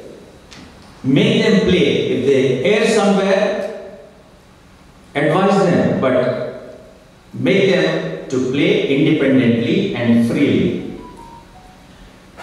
We are all bound by the shackles of the time. A semester of so many days, a teaching hour of so much duration, content, curriculum, so many hours, examination of this pattern. So we are tied up with so many shackles. Are we prepared to loosen those shackles and if possible get rid of those shackles? The new education policy gives plenty of opportunities for breaking down these shackles in every respect, whether it's curriculum or examination or duration or content or whatever it is. A wrong notion that education happens in the class. We have heard parents telling the youngsters or the boys or the girls, enough of play, come for study. Enough of play, come for study. And when we do that, we are distinguishing between the play and the study. But in reality, study should be like a game. A game also should be a learning experience. And this new education policy has removed that distinction between the serious study and the game. So both of them, all of them, curricular and co-curricular, are considered as or learning experiences, learning opportunities, learning possibilities.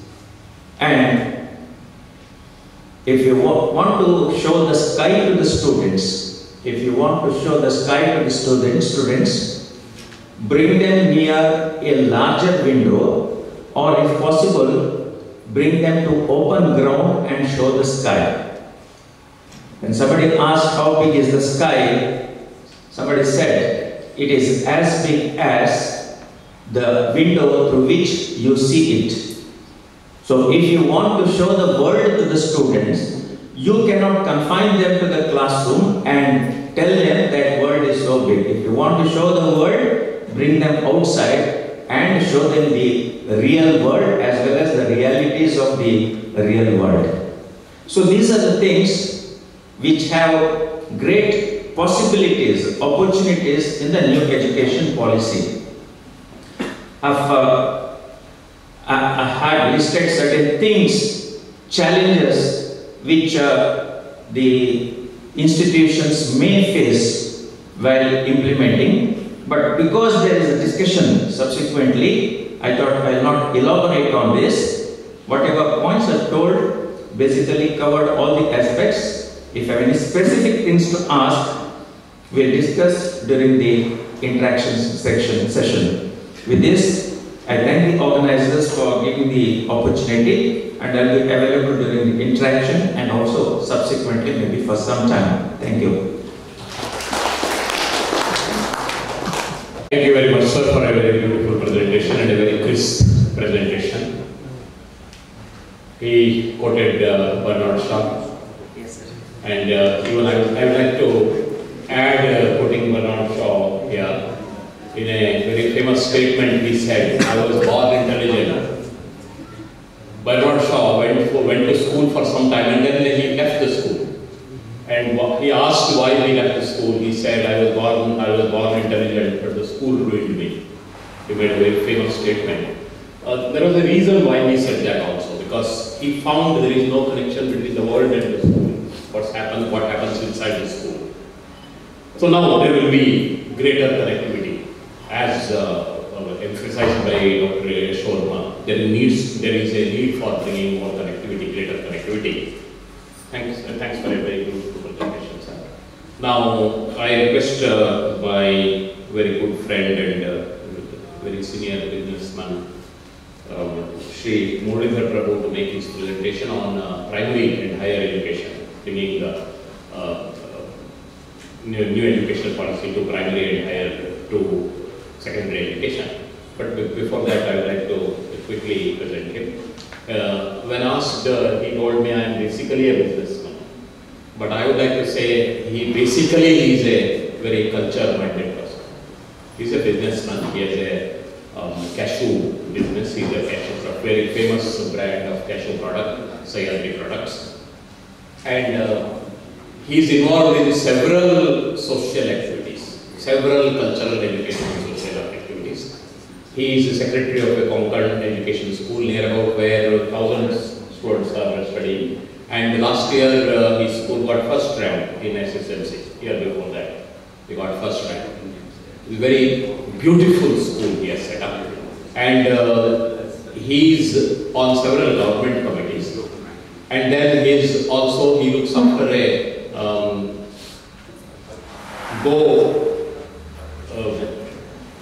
Goshala in Punta. He is associated with the Goshala in Punta, where cows that went with accident and all these things are brought and treated. Goshala he is associated with. And he is also on the administrative committee of Pitra Government. He is a visionary, I must say, very culture-minded, very visionary person. We are very pleased to have you with us, sir, and pleased to listen to you. I request Sri Muralidhar Prabhu to make his presentation. Sri Muralidhar Prabhu.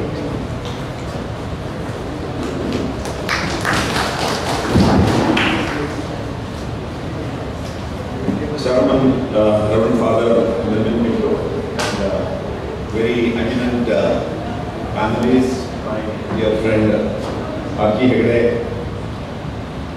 very eminent educationists,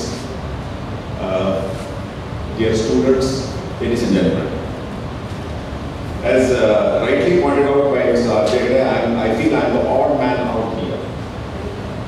I am a businessman, and what have I got to do with this educational session? Yes, it sometimes happens like that. In life, I came into education by an accident because the secretary of the trust resigned and somebody has to run the role. And I was forced to go into education. So, but of course, for a kind of session like this, it will give you a kind of an introspection. I'm the one who is looking from outside, what's going inside, what things are going inside. So, that kind of an introspection or an outside view, I will try to present or will naturally come to me. Now, you see, I was just thinking of two aspects. As Dr. Venkatesh in the morning session, he said, we have to take all the stakeholders into confidence to go about this policy. What are the stakeholders? Mainly the students, the teaching community, the business, the management people, as well as the parents. The parents are very important, because we have a lot of experience how to do it. And we, as he rightly said, I'm in primary education, secondary education, and up to PU level only we are doing. So I will deal with those aspects only. So I have selected two things for that. One is vocational education, which is what is being set off in this policy. And the second is the medium of instruction or the language policy. There is a lot of controversy in that. So I would like to handle these two, or rather throw light on these two aspects only. Now the vocational education. There's a joke going around is what our colleges do is they teach us how not to work. All our universities teach us how not to do the manual work, even if you say work. Because once you are 10 plus 2 or whatever education you come out, you feel that you are not supposed to do this kind of work. Manual work, you only do the office work. You are only for the white collar job. There is a perception, I don't know how the education gives us that kind of perception. we are not fit for manual jobs. And that's the reason, this vocational education has been introduced. But where is the dignity of labor? Where is the culture of labor in our society? I think Pushi Haddas was the principal of this eminent institution, so I would like to pay homage to him. Because I read somewhere about 25-30 years back in Udayavani an article written by him, about this dignity of labor. See, he was back from a foreign jaunt or a foreign trip, paying some, I think he was a visiting professor in some of the universities there. And he came back and he wrote an article in Udayavani, I distinctly remember. And he said, he explains the scene that he has seen there. He goes to a university, at morning 9 o'clock, on the dot of 9 o'clock, 2 limousines come to the entrance and 2 gentlemen get out from their car vehicles and one goes into the principal chamber and the other just disappears in the college. Nobody knows where he goes. Obviously the person who is going to the principal chamber, he thought he must be the principal or some of the head of the institution. And the other one who disappears, who is this gentleman? Then he studied it for 2, 3, 4 days. And then he says, and this gentleman also after an hour or so, around 10 o'clock he will come back. Again, he is fully clad and then he gets into his car and goes back. What is this? Then, without of curiosity, he just started to find out who is this. Obviously, his assumption was right. The first one was the principal. The second one was the janitor, who was cleaning the toilets, who took after the college's the sanitary section, who would do his job, come back, sit in his limousine and go to the other college. And when these people come in the morning, they would greet each other. Can you expect such kind of a situation in India? Is it possible? Maybe down the line, after 10 years from today, can we expect such kind of thing? Is there any kind of dignity of labor? A janitor is as important as a principal. No, we don't have that kind of a situation here. And that was there. If you go back to, somebody referred in the morning about Gurukula systems. Gurukula, even a king's or an emperor's son would go to the Gurukula and he had no special status.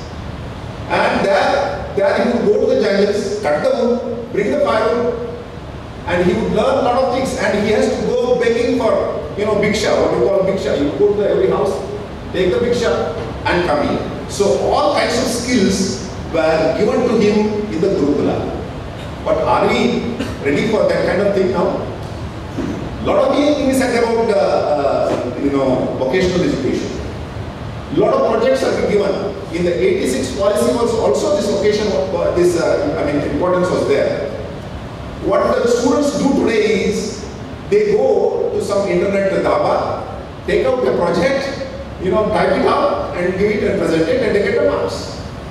Is the kind of vocational education we require, or are the parents ready for it? So morning, Dr. Venkatesh said, the persons who are all engaged in this, everybody, like parents, the students, the educationists, everybody should be ready for this. Are the parents ready for this? I will share my example with you. It was somewhere about 20 years back when I became the secretary of the institution. I introduced, our students should know the dignity of labor and they should know the value of food. So I started telling my teachers, please send these students, when this harvesting is going on, or when rice planting paddy planting was going on, please send them. And students, they were so energetic and all that, they loved it. They went to the field, and they didn't stop just looking at it. Some of them joined with the farmers, all their clothes were soiled and everything. They enjoyed it, thoroughly enjoyed it. But what happened in the evening is, around 7 o'clock, I started getting calls from the parents. We have sent the children to a school not to become the farmers. I want my children to become engineers or doctors. I am a farmer and I know how to raise a farmer, and I don't want my children to go into the same profession. And that's the fate today. Most of the engineers, most of the doctors, most of the teachers, they don't want their children to be in that same profession, except possibly the politicians. And Abhay Judge kindly forgive me for that. Except the politicians, everybody would like their children to be in the same profession. I mean, not in the same profession.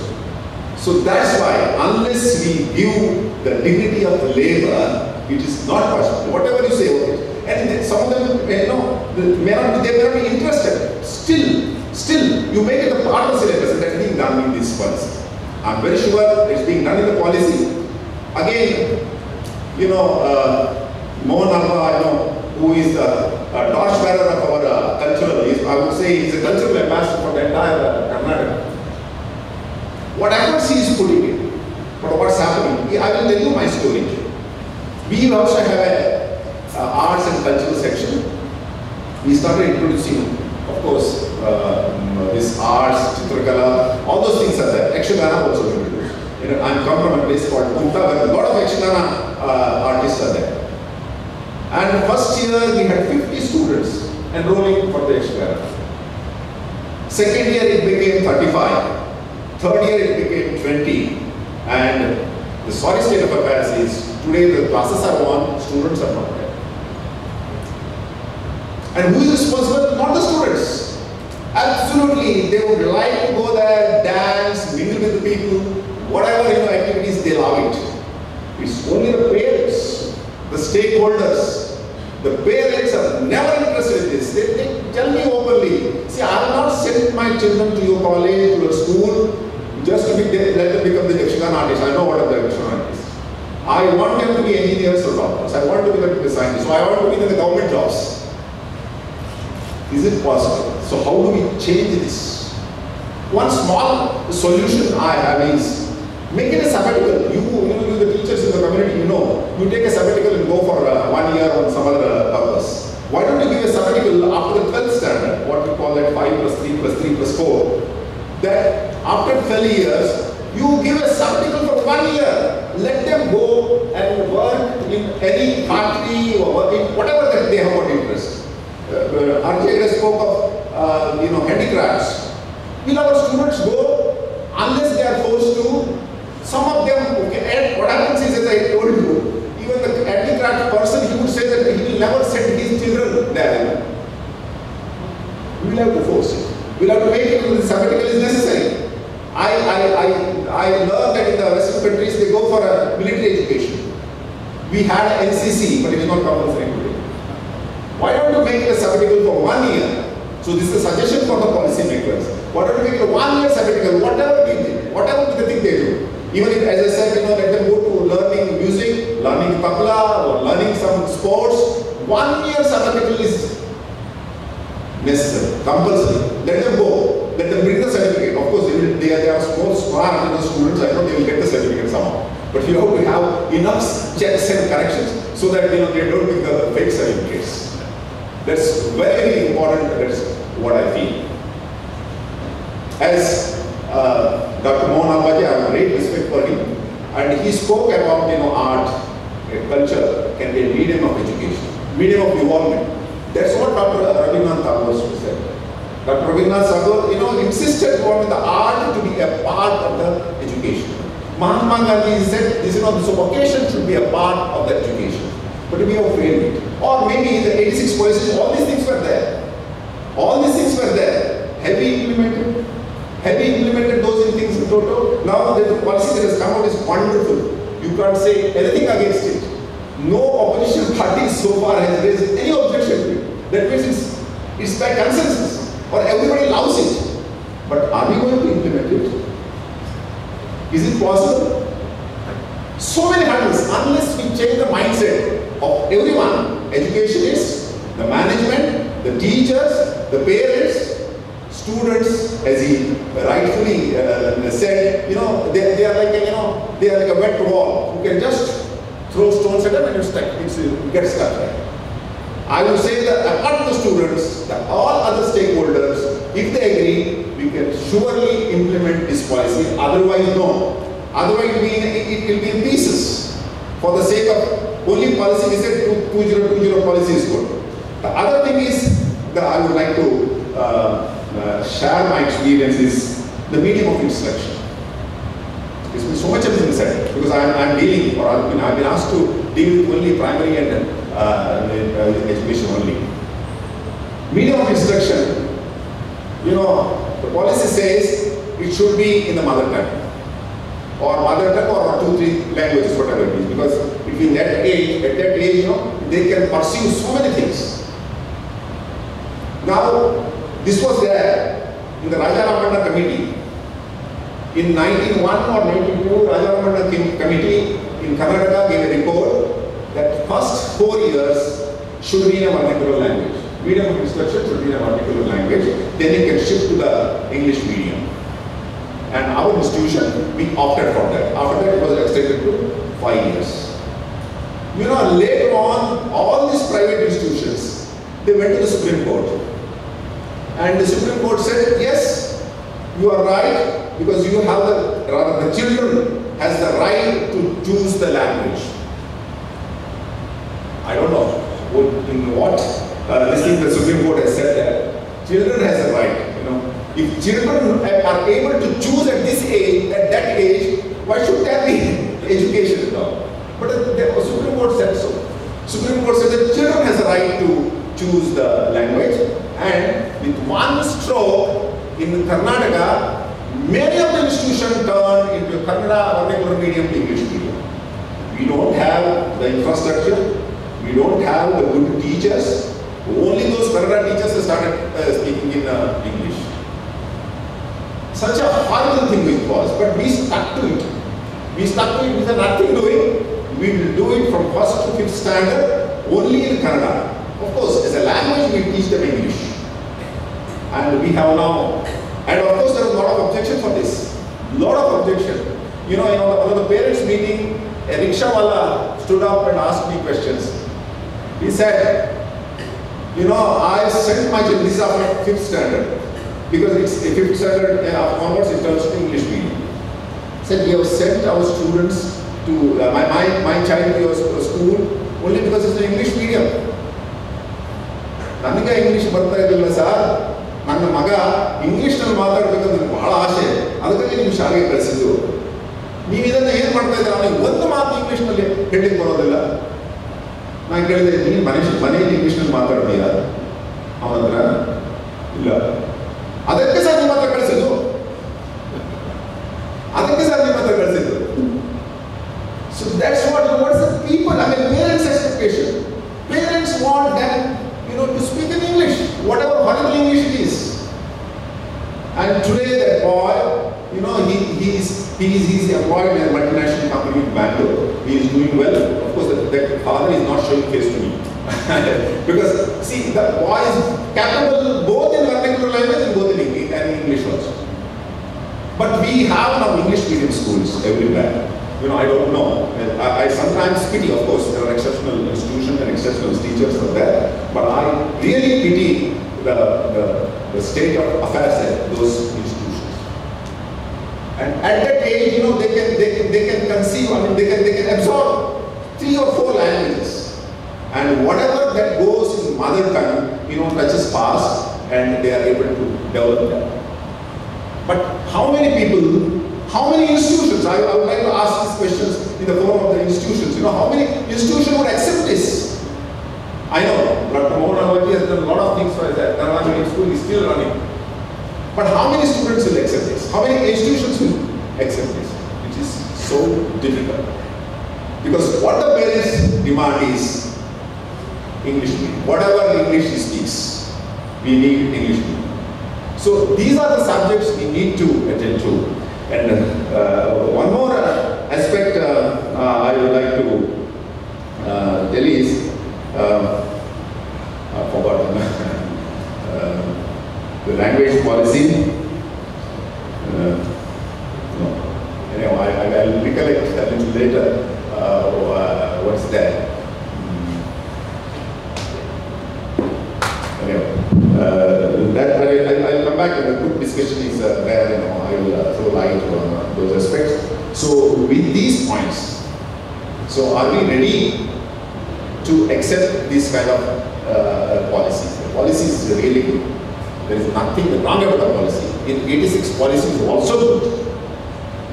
2020 policies, of course, based on a lot of research, a lot of things have been done, but will we be able to, implement those?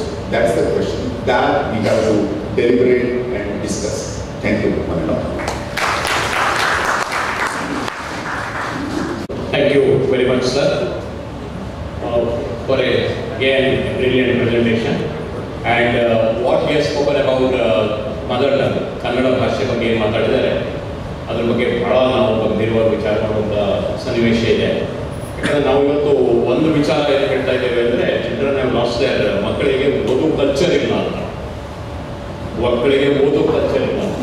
ಮಕ್ಕಳಿಗೆ ಓದೋ culture ಇವತ್ತು ಯಾಕಿಲ್ಲ ಅಂದರೆ ಸರಿಯಾಗಿ ಇದೇ ಕಾರಣಕ್ಕೆ. ಯಾಕೆಂದರೆ ನಾನು ಪ್ರೊಫೆಸರ್ ಆಫ್ ಇಂಗ್ಲೀಷ್ ಲ್ಯಾಂಗ್ವೇಜ್ ಆದ ಕನ್ನಡದಲ್ಲಿ ಬರೀತೇನೆ. ನಾನು ನೋಡಿದ್ದಂದರೆ ಇಂದಿನ ಬಹಳಷ್ಟು ಮಕ್ಕಳ ಒಂದು ಬಹಳ ದೊಡ್ಡ ಸಮಸ್ಯೆ ಅಂದರೆ ಭಾಷೆ.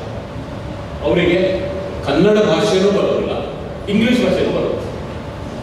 ಬಹಳ ದೊಡ್ಡ ಸಮಸ್ಯೆ. ಅವರು ಕಾನ್ವೆಂಟ್ ಇದರಲ್ಲಿ ಕಲ್ತಿರ್ತಾರೆ, ಹಾಗಾಗಿ ಕನ್ನಡ ಅವರಿಗೆ ಟೇಸ್ಟ್ ಹೋಗಿರ್ತದೆ, ಅವ್ರಿಗೆ ಓದಲಿಕ್ಕೆ ಬರಲಿಕ್ಕೆ ಬರೋದಿಲ್ಲ. ಮತ್ತು ಈ ಕನ್ನಡ ಮತ್ತು ನಮ್ಮ ಈ ರೀಜನಲ್ ಲ್ಯಾಂಗ್ವೇಜ್ ಲಾಸ್ ಆದ ಕೂಡಲೇ ಅವರಿಗೆ ನಮ್ಮ ಕಲ್ಚರ್ ಲಾಸ್ ಆಗ್ತದೆ. ನಮ್ಮ ಕಲ್ಚರು, ನಮ್ಮ ಮ್ಯೂಸಿಕ್ಕು, ನಮ್ಮ ಯಕ್ಷಗಾನ, ನಮ್ಮ ಫೋಕ್ ಆರ್ಟು ಎಲ್ಲ ಲಾಸ್ ಆಗ್ತದೆ. ಹಾಗೆ ಇದು ಬಹಳ ಮಹತ್ವದ ವಿಷಯ. ಇದನ್ನು ನಾವು ಮತ್ತೊಮ್ಮೆ ಚರ್ಚೋಣ. ಈಗ fourth presentation is going to be done by Sri Bhagwat, Sri Arun, Dr. Arun Bhagwat. He is a quality consultant. Please permit me to present you briefly, sir. Arun Bhagwat is currently a professor of the Anapoya Research Center and Deputy Director of Quality Assessment at the Anapoya Group of Institutions. He is a quality consultant. ಈ ಶಿಕ್ಷಣ ಬಗ್ಗೆ ಈ ಮುಖ್ಯವಾಗಿ ಅವರು ಈ ಶಿಕ್ಷಣದಲ್ಲಿ ಹೊಸ ಶಿಕ್ಷಣ ನೀತಿಯಲ್ಲಿ ಗುಣಮಟ್ಟವನ್ನು ಬಿಲ್ಡಪ್ ಮಾಡೋದು ಹೇಗೆ ಅದರ ಬಗ್ಗೆ ಮಾತಾಡ್ತಾರೆ. ಶ್ರೀ ಅರುಣ್ ಭಗವತ್ ಅವರು, welcome sir.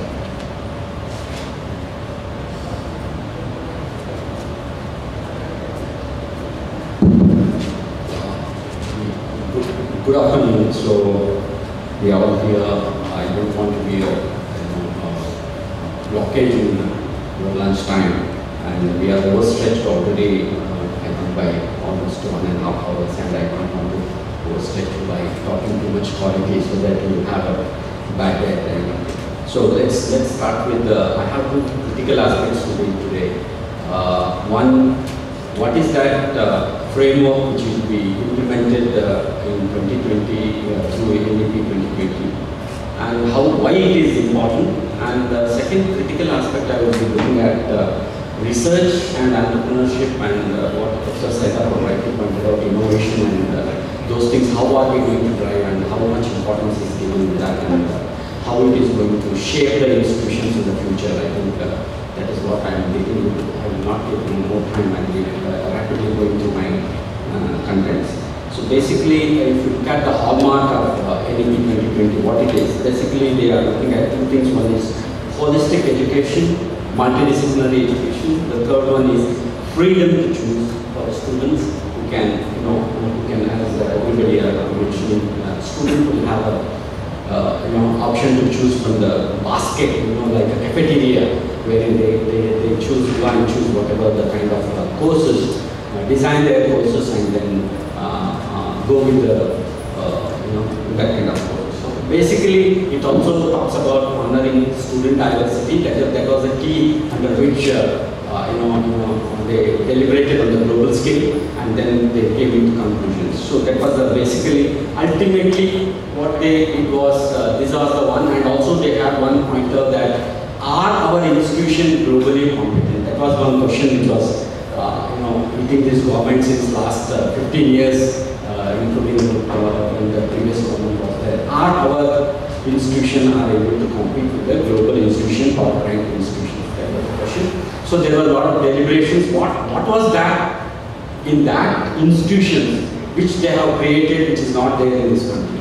Are the teachers, are the ecosystem, or what it is that makes a lot of difference between those institutions, globally competent institutions, and others? So ultimately, it was understood that people coming out of those 100 institutions go on to be the leaders, they become a leaders, while most of them go and build a brand, big brands, and drive the economy of the country. So these and so on and so forth, with a lot of deliberations. The committee visited those institutions, collected the inputs from various those top institutions, and they understood that very critically. Two things are very, very important, that structural reforms has to be done in the regulatory ecosystem, because they are more like a regulator is going and telling how much square feet the area is there, what is this, what is that, rather than looking at the quality of education which is being imparted in these institutions. Are they able to meet the global standard? That was one of the very, very critical components. The second one was whether is there kind of financial ability to compete with the best institution. How much money needs to be spent? Because everything comes at the end of it to the money. Because you talk about quality, you talk about research, you talk about reforms, you talk about graduate attributes, where you are telling this should be our program outcomes are this, and these are the what is expected from the student. What is that required is huge amount of money to be pumping into this institution, because the amount of money what we are currently spending is 0.6% compared to any global institutions. So where is that gap, that huge gap? Who is going to fill that gap now?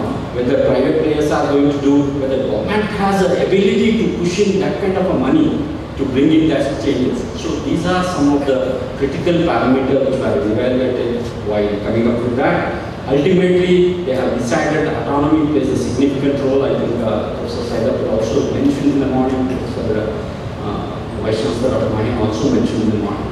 But one thing is very critical: flexibility, autonomy in be it academic, administrative, or financial. These are the three things which are very critical. So let us give the institution the kind of autonomy to function, frame the rules, frame the fee structures, frame the kind of syllabus. Let the teachers be in the heart of those decision-making process. That was one of the important decisions which was taken. Ultimately, when it was framed, it is, as everybody is saying, a policy. It's a policy after all. Now, implementation part, it's a challenge. It takes 2 to 5 years, 10 years, 20 years, or we will come to know whether this is good, bad, or ugly only after 15 to 20 years. So we don't know what are the end points which are going to be there. But a lot of deliberations are being done at various forums. Let's see how it translates. Basically, what they are looking at into 7 important key excellence compared to any other institutions globally. One is student excellence, academic excellence, faculty excellence, research excellence, staff leadership, governance excellence, and internationalization of the campuses. These are the something very, very critical thing they are trying to deliberate upon. These were the framework, these were the basic framework under which the deliberations went into. Well, implementation has its own challenges, as you all know.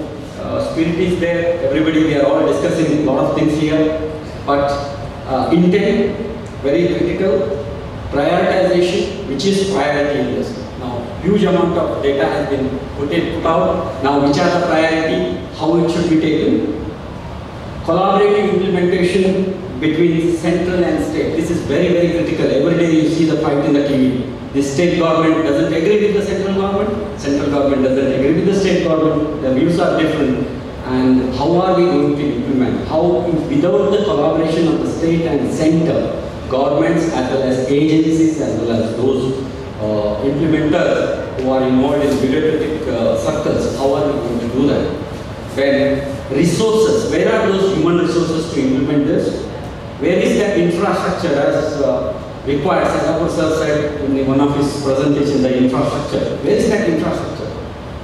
Then financial, whether state and central, how much money need to be pumped in? How much private partners has to be there? Now these are the something very, very critical deliberations need to happen if you also want to look at. Last is analysis and review. Like, who is going to analyze this, whether these are going to be implemented, to what extent, what is the success rate, what are the indicators for each of these schemes, parameters which are going to be implemented. So this is going to be something which is mind-boggling in the way it can only, technology can only help in pulling up this kind of data and create a kind of endpoints into looking into that. So these are the challenges of implementation. Now coming specifically, I am only dealing with very two critical things.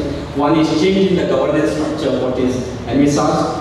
As all of us know, there are 4 verticals which is being proposed, that is decentralization to centralization, that is we are having a higher education regulator, Higher Education Council of India, which is already in the rolling, all has started rolling already in this direction, and they have proposed for 4 things. One is National Higher Regulatory Council, National Accreditation Council, Higher Education Grants Council, and General Education Council. I think morning Dr. Mitesh already there with all this, basically he has given the overview. What is critical in this is, mainly they are trying to, AICTE, UGC, these regulatory agencies which are grown independently, and of course I don't want to go into the way they function. It's what they are proposing is trying to merge them and create something called as professional councils within that higher education regulatory council, and make one meta body which is going to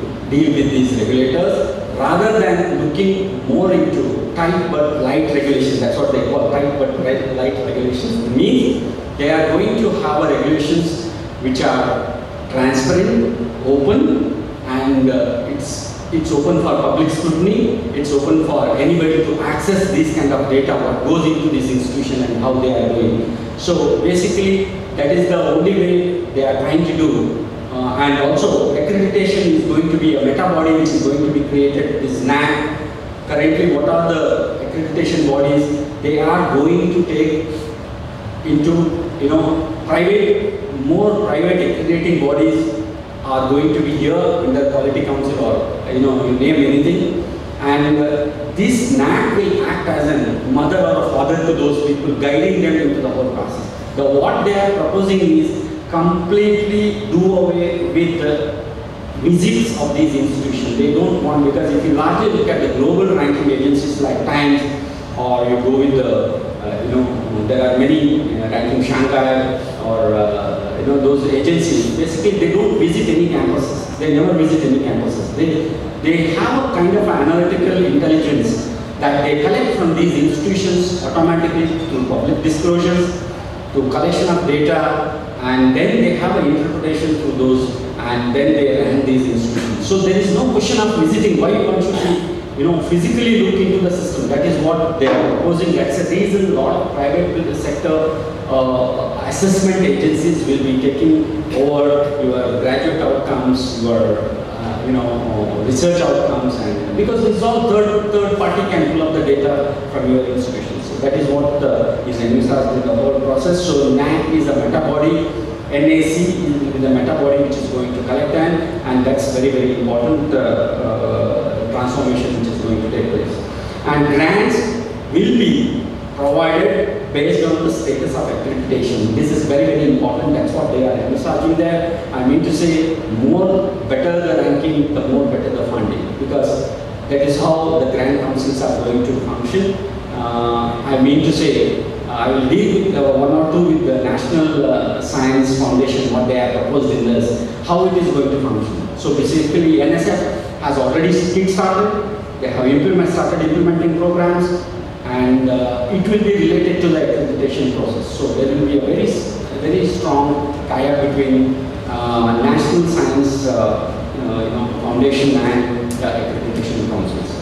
General Education Councils will more focus on skilling the whole thing. I think a huge amount of skill councils are there for these skill councils, which are going to take care, as everybody deliberated, 3-year, 4-year format, 5-year format, but 4-year format will have a critical component of research, which is going to be a very, very big change, which is expected in the undergraduate programs, which is going to lead into a lot of innovations and a lot of entrepreneurship activities. But the question comes, are our institutions ready for that? That is another very critical. Who is going to do that? For example, what they are proposing is an incubation center in every institution.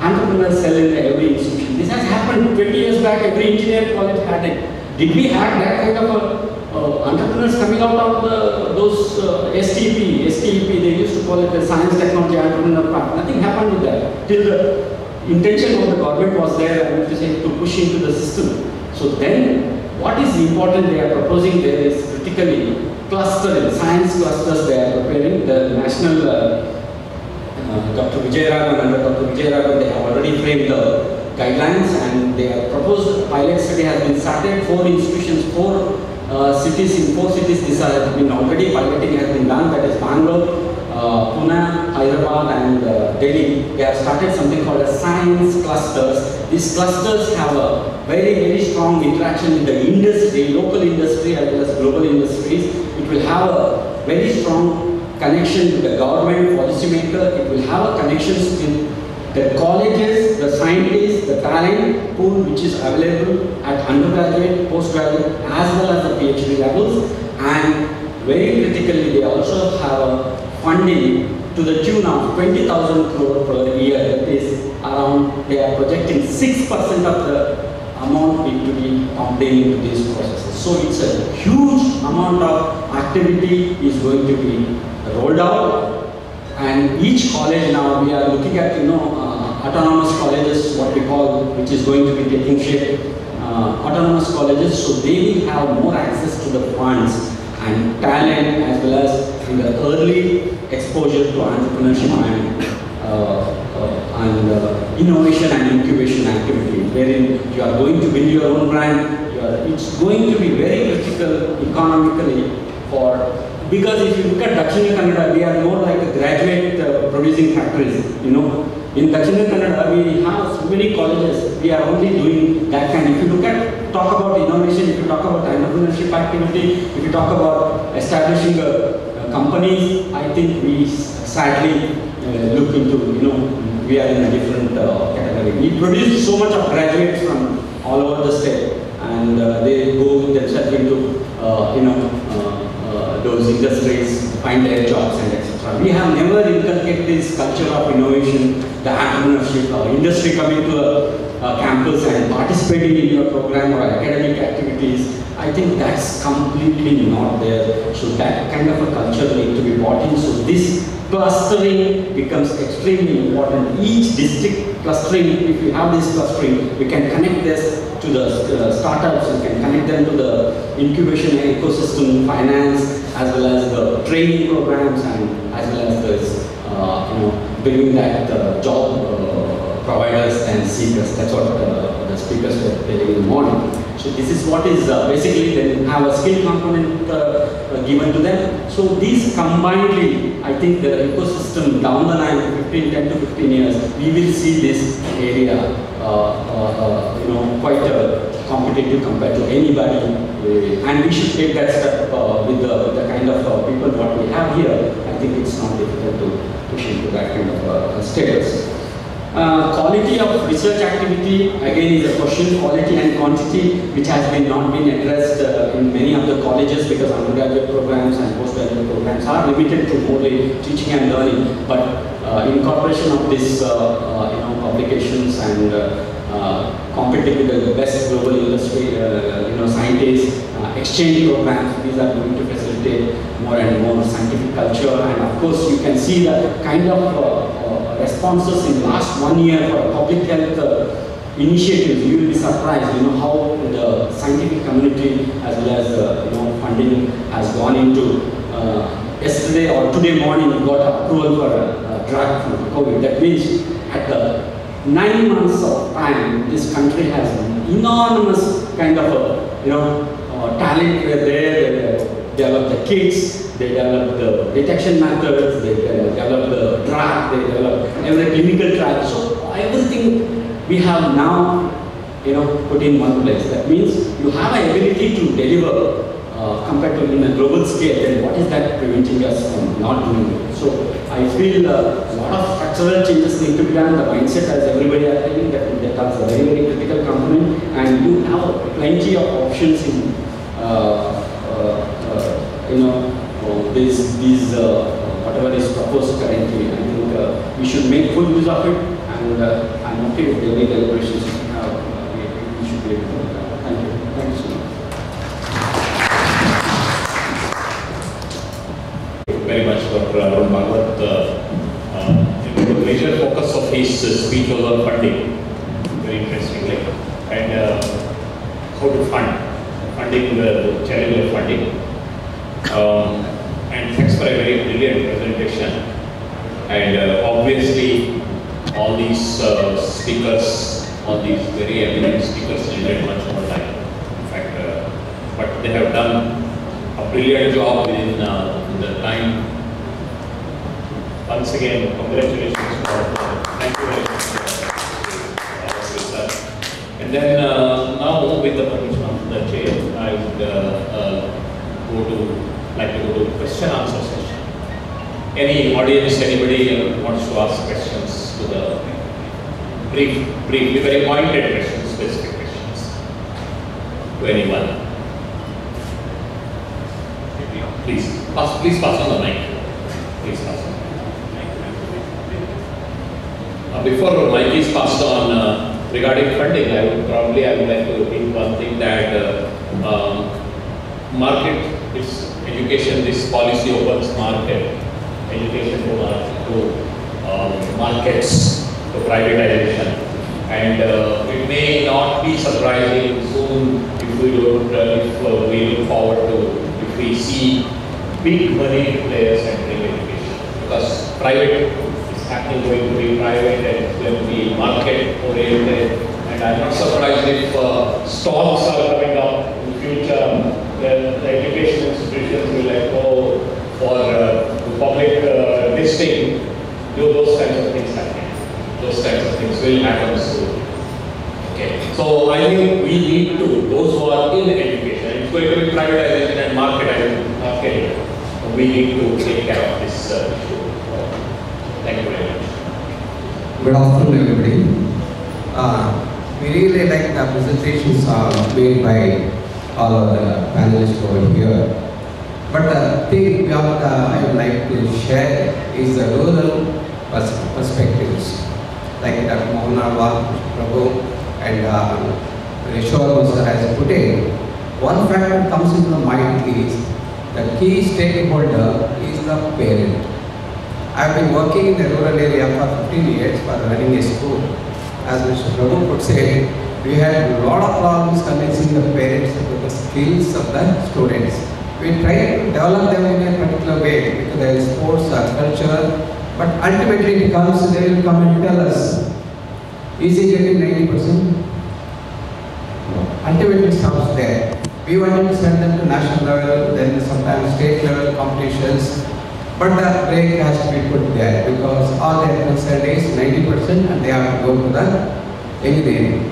Because the quality of the job, now we are talking about the job situation here, because every parent you ask, they are asking is, where are the jobs? When we are talking about these skills, basic skills, are they ready for training them in these skills? Because we always like the dignity of labor is not there at present here. And what we are finding difficult is convincing the kind of parents. Now who makes the decisions? When the child comes from primary school to high school level, then PU and all, who makes the decisions? Because they are, the upbringing in such a way, they have no decisions to make except they look back to the parents. And parents are the deciding factors. So here, I think how to reach the outreach from the universities or from the colleges or the institutions towards the parents. I think parent training is rather telling them what are the opportunities in future. Like Dr. Saidapur has put it bluntly, where are the jobs? Basic jobs are disappearing. All driverless vehicles and then automated industries and everything. So where are the jobs? How do we go? So in this aspect, how do we reach to the parents? Because what I have seen here, when you ask for the parents meet, no parent comes. Only students are there. That means that kind of influence is not there. So when they are opening up new avenues for the children, now how are we going to reach them? That is the one factor we have to tell us. If you have any ideas regarding this, how to reach them and how to make them to take it along with us to the new education policy, because which is wonderful in the future. Thank you.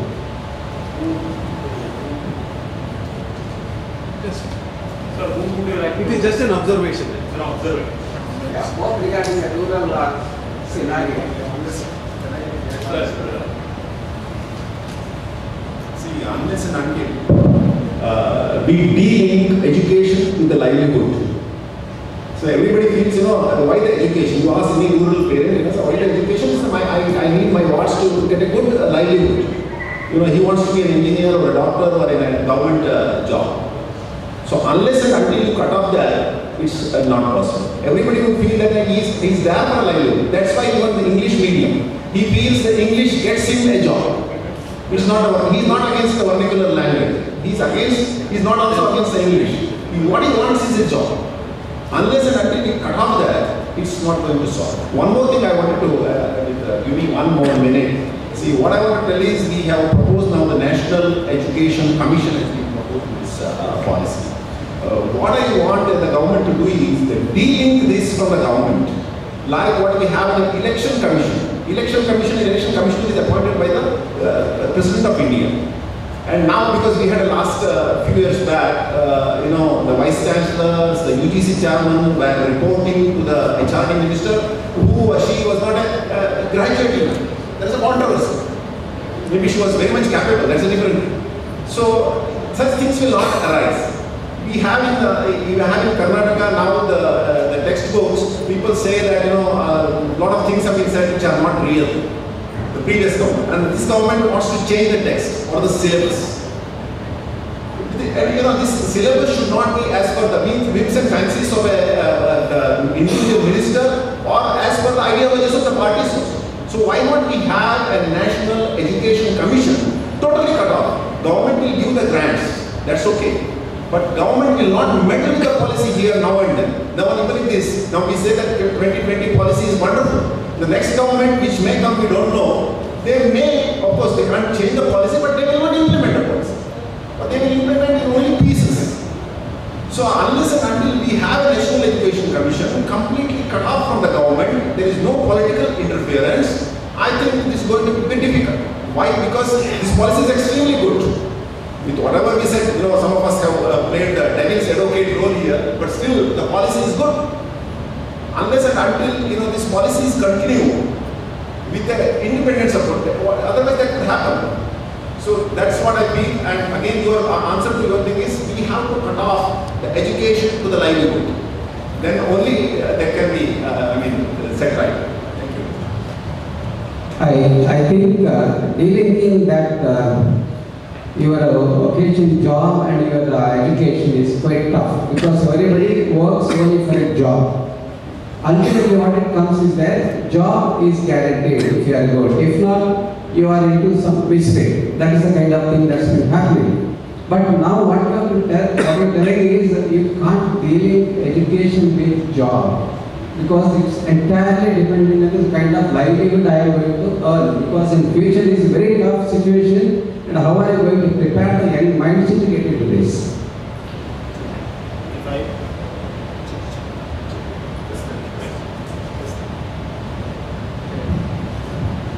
If I can just intervene, I do agree with you that it has to be dealing from the job. Sri Muralidhar Prabhu just told us very clearly about how it has to be done. One of the things I find is a lacuna is that parents are not involved in this. It's a wonderful policy. It is a futuristic policy. One thing in the morning, the speaker Dr. Sedapur very clearly said that there are more jobs that are going to be created. We have to keep ourselves open to the new kinds of jobs that are going to be created, not just the regular job. Some jobs are going to go away, but new jobs are going to be created. It's not going to end. That's one thing. Secondly, parents have to be involved in this process also of education. Parents have to be educated. We need to call the parents to the institutions and tell them why we are following this policy. General public doesn't know about this policy. Only the teaching fraternity, we have been discussing about it, but the parents have to get to know what is happening in the country, what is happening and what are our policies, how students have to start thinking of how they can contribute to society. Not just doing a job. I do it for myself, my family, and it's ended with that. No, it has to be, every child has to start thinking for the nation, for humanity. Otherwise, we'll be going to this narrow-mindedness. Even children have to be educated, parents have to be educated, that they have to contribute something to humanity or society. Yeah, that is the point. How we get involved into the process. Please, any other person? Direct questions, 1 minute for each question.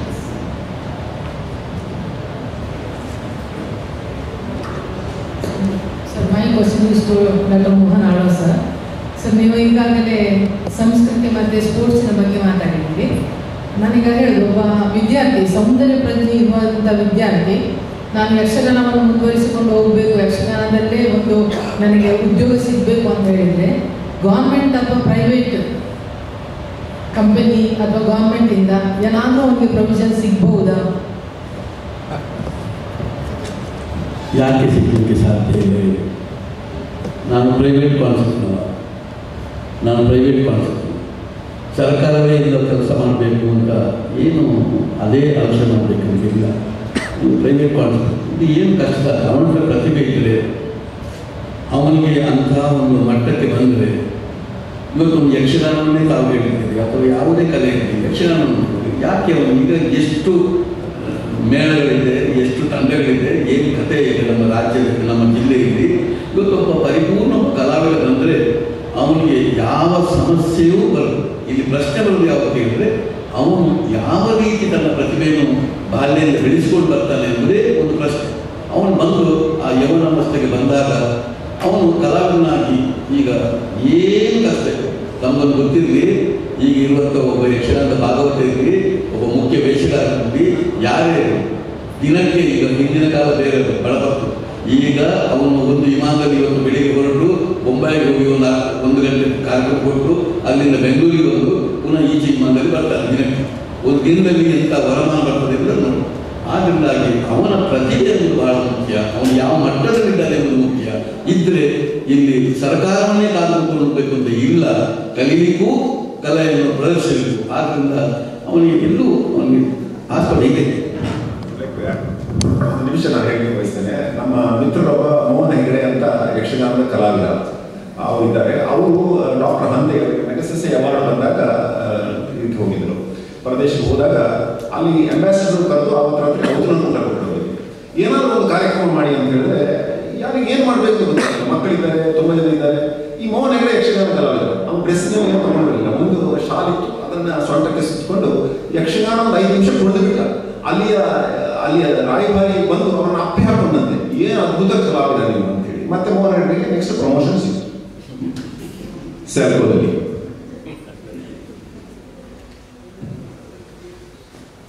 ಮತ್ತೇನಾದರೂ ಪ್ರಶ್ನೆ ಕೇಳೋದಿದ್ರೆ ದಯವಿಟ್ಟು. Sir, I think we have 2 important challenges. One is good proportion of graduates are not employable. Number 1. Number 2 is a study says that in the next 15 years, the 40% of the jobs that may be created is unheard today. So we have to prepare students for the jobs which is not existing today. That is the real challenge before us.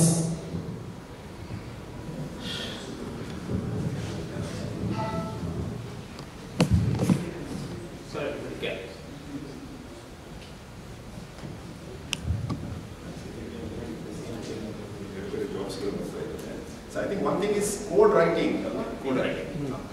ಸರ್ಕಾರ ಅದನ್ನೇ propose ಮಾಡ್ತಾ ಇದೆ. ಜಾಬ್ಸ್ಗಳು ಜಾಬ್ಗಳು ಹಳೆತಾಗ್ತಾ ಇದ್ದಾವೆ, ಸತ್ತು ಹೋಗ್ತಾ ಇದ್ದಾವೆ, ಹೊಸ ಜಾಬ್ಗಳು create ಆಗ್ತಾ ಇದ್ದಾವೆ. ಈಗ ತುಂಬ ರೂಟ್ ಸಿಟಿಗಳಿದ್ದಾವೆ. I am also part of the root city in Deshpande root city in Haliya. ಆ ರೂಟ್ ಸಿಟಿಯಲ್ಲಿ ಹಳೆಯದು ಮೆಕ್ಯಾನಿಕಲ್ ಜಾಬ್ಸು, ಟೆಕ್ನಿಕಲ್ ಜಾಬ್ಸು ಯಾರು ಮಕ್ಕಳು ಬರ್ತಾ ಇಲ್ಲ. ಸರ್ಕಾರ ಅದಕ್ಕೆ DA ಕೊಡ್ತದೆ, ಇಲ್ಲ ಕೊಡ್ತದೆ, 25 ದಿವಸದ ಕೋರ್ಸು, 1 ತಿಂಗಳ ಕೋರ್ಸು ಅಲ್ಲಿ ಇಟ್ಕೊಂಡು ಹಣ ಬರ್ತದೆ, ಯಾರು ಬರ್ತಾ ಇಲ್ಲ. But we have to devise new courses. ಇವತ್ತಿನ ಕಾಲಮಾನಕ್ಕೆ ತಕ್ಕಂತೆ ನಾವು ಬದಲಾವಣೆ ಮಾಡಿ ಹೊಸ ಕೋರ್ಸ್ಗಳನ್ನು ಮಾಡಿದಾಗ ಅದಕ್ಕಾಗಿ ಸರ್ಕಾರ ಬಹುಶಃ ಕೋಡ್ ರೈಟಿಂಗ್ ಎಲ್ಲ ಹಾಗೆ ಜಗತ್ತು ಈಗ ಡಾಕ್ಟರ್ ಸಿದ್ದಾಪುರ ಅದನ್ನೇ ಹೇಳಿದ್ರು. ಈಗ ನಾವು ಹೊಸ ಕಾಲಕ್ಕೆ ನಾವು ಕೋರ್ಸ್ಗಳನ್ನು ಬದಲಾವಣೆ ಹಳೆಯದನ್ನೇ ಇಟ್ಕೊಂಡ್ರೆ ಯಾರು ಮಾಡ್ತಾರೆ?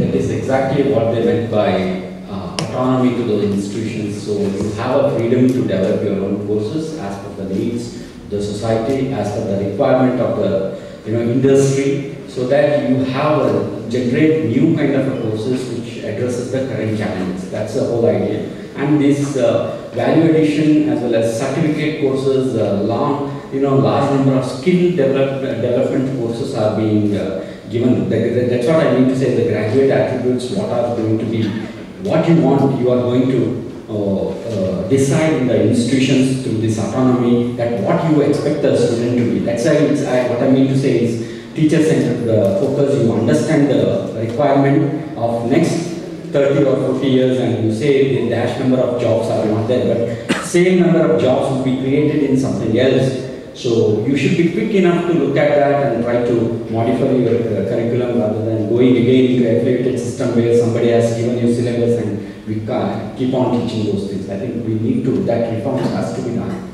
through the institutions only. That job creation also happens because the moment they are given alternate like innovation and entrepreneurship, so they are thinking in a different direction. So I think that kind of an ecosystem it will evolve. In next 10 years, it's completely going to shift from organized to it's more unorganized sectors. It's not going to be same because a lot of technology interventions are happening. Why do we need really to come to the college? If you look at 8 months of time, do you need to come every day to this college for 5 days? No. Absolutely not. You can deliver whatever you are trying to do through these online modes. Also, at the same time, offline, value addition, certificate courses, and that ecosystem, feel of that ecosystem, for that they need to come. So you can always sandwich, kind of a education system which is much more open and much more, rather than again going to box and then start teaching the same thing. I think we need to, there will be changes which should be taken very positively from this. My colleague, Professor of Economics, so I will address in the language of economics. Now, one of the economics professors used to give the same question in every examination. And then somebody asked him, "Sir, what is that? You are giving the same question in every examination." Then the professor said, "Yes, questions are same, but the answers are different." So are we prepared to give different answers? That is relevance. If we have the same syllabus for years together, then we become irrelevant. So for being relevant, as some of the jobs are vanishing, new jobs are coming, so we should be observant of these changes happening and suitably modify our contents and modify our pedagogy and then prepare the students for future. As rightly said, future is not known, but we need to have a wide arena of skills, wide dimension of skills, so that somewhere we will fit in future for the new job. And as Professor said in the beginning, it's the learning is a continuous process. So if we can teach the student to learn, then that is the greatest education we can give to the student.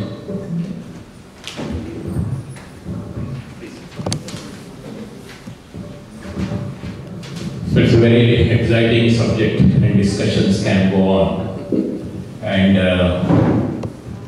they will go on and I think we can go on with the discussion later also. Well, thank you very much. Thanks to all the eminent speakers and thanks to the audience for this wonderful session. Thank you. Thanks to all of you. And to sum up this session, I request the chairman, Reverend Father Melvin Pinto, to sum up this session.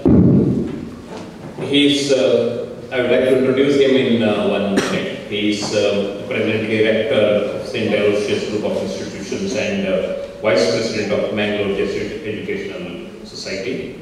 Very eminent man. I would request him to kindly deliver presidential remarks. Thank you very much, sir.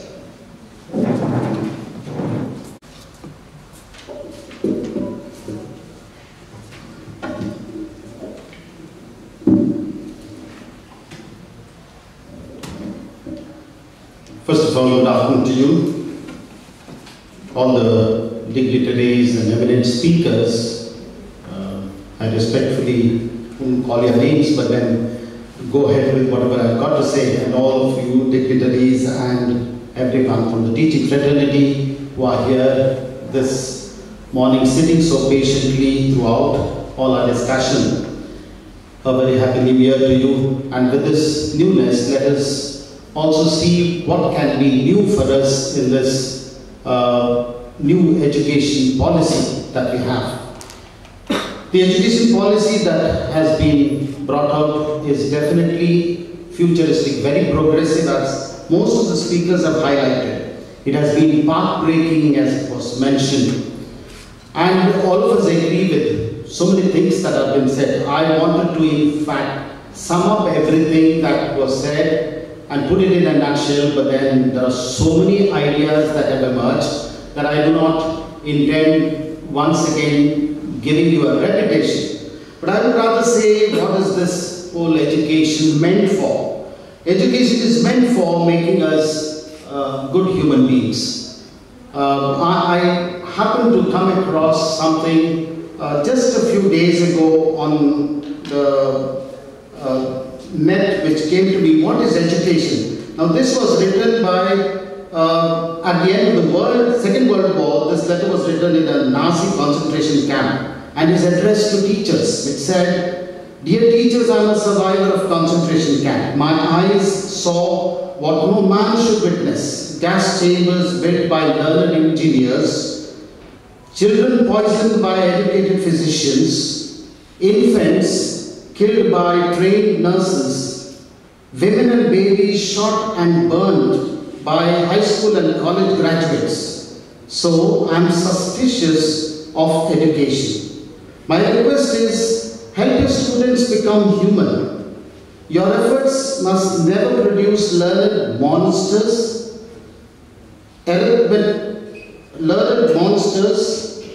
skilled psychopaths, educated illiterates. Reading, writing, and arithmetic are important only if they serve towards making our children more humane." I think this is what it is. Basically, we have to learn to be more humane. I think while we are talking about how to create jobs, we are talking about how to make our education more relevant. I think this world has to become more and more humane. We need to try and open up and see what the society needs. That's what I try to do in a little intervention of mine also. To say that in this little intervention, to try and bring it to the mind of the children, that what we need to be is not just do another job, find another job. Where do I find a job? The parents are also having this as a preoccupation. And it's true that there are so many other aspects to life. I liked it so much when Shri Muralidhar Prabhu said, we need to have a sabbatical for the children, where they also go into so many other aspects of life.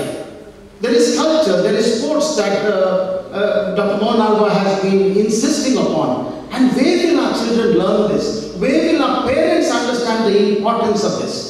This is a beautiful policy which will remain again in the files if we are not worried about implementation. One thing is to look at the difficulties of implementation. Most of the speakers also spoke about how it is so difficult to implement it. Yes, true, we all agree that it is difficult to implement. But I need to see each of our institutions, we are here representing many institutions. I think we need to start saying, what shall I implement? What shall we together as a team, as an institution, implement from this beautiful policy that we have? Otherwise, we will never. We need to focus on what we can and not what we cannot. Of course, I suppose the state is going to come up with its guidelines from the policy, what could be implemented. It has always, as it was rightly said, so many policies have come and gone. Most of it, 50%, as Dr. Saidapur was saying, has not been implemented of the previous policies. What are we talking of this policy? Then, if we have a will, there is a way. And we are going to implement it in our institutions little by little. We have got, I was also asked to focus a little bit on value-based education. Value-based education, there are so many beautiful values that are given of our own, which is emerging from our religious faiths in our country. That which is of truth, peace, non-violence, love, righteous conduct.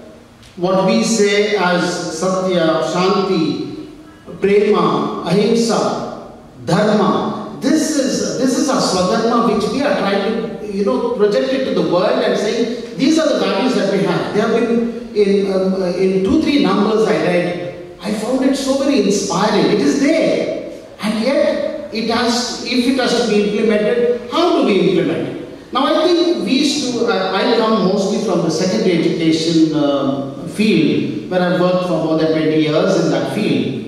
And so if I tell you about that experience, we used to have teachers have lesson plans.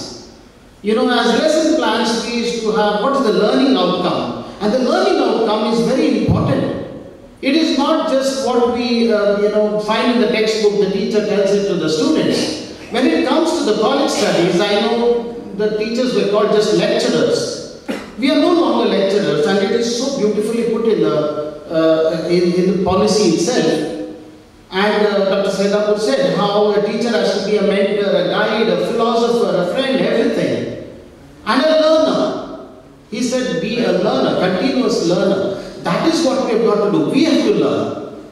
As those of us from the teaching fraternity, we have to learn, keep learning. And this learning has to break down the walls. Basically, it has to break down the walls between us and the students. The time was when we were on one platform and the students were down there. Somewhere, this whole idea, the mindset of the staff, the teachers has to change. Today, a lot of things are discussed in in a coffee shop. You go to foreign universities, you watch them, you see the teachers and the students sitting in a coffee shop and discussing the philosophy, discussing what is happening. And when they discuss there, a lot of things happen. Lot of things emerge. Many of these, especially in the research students, they sit and discuss over hours together. They are not conscious of the time because the teachers then become less and less as I think Dr. Yashovardhan said, the teacher as to more and more, day by day become less and less. And the students become more and more. It is when we have these kind of discussions in universities that we start developing these values. And therefore, these have to begin right from the start. Sometimes I feel we come into this whole idea of us and them. I like that Sri Rabindranath Tagore's words, where the world has not been broken up into narrow fragments by narrow domestic walls. Into that heaven of freedom, my Father, let my country awake. I think we have to start, thinking of whole of humanity. There are sustainable development goals which the UNO has given. We need to talk to the students about this and say, what are we doing in terms of promoting this? We need to think about our nation. We need to develop our nation, definitely. It's an exercise in nation building. But we need to think of whole of humanity. Whatever we do from our country, is it affecting the other countries as well? Does it have an influence on the other countries as well? We need to keep broadening the outlook of our students that they are doing something for society, something for world, something for humanity. When we do that, we would have achieved a lot. We would be breaking down walls, building bridges continuously to all people, to all communities. It's a large thinking, but we need to start working with ideals, bringing this into the lesson plan.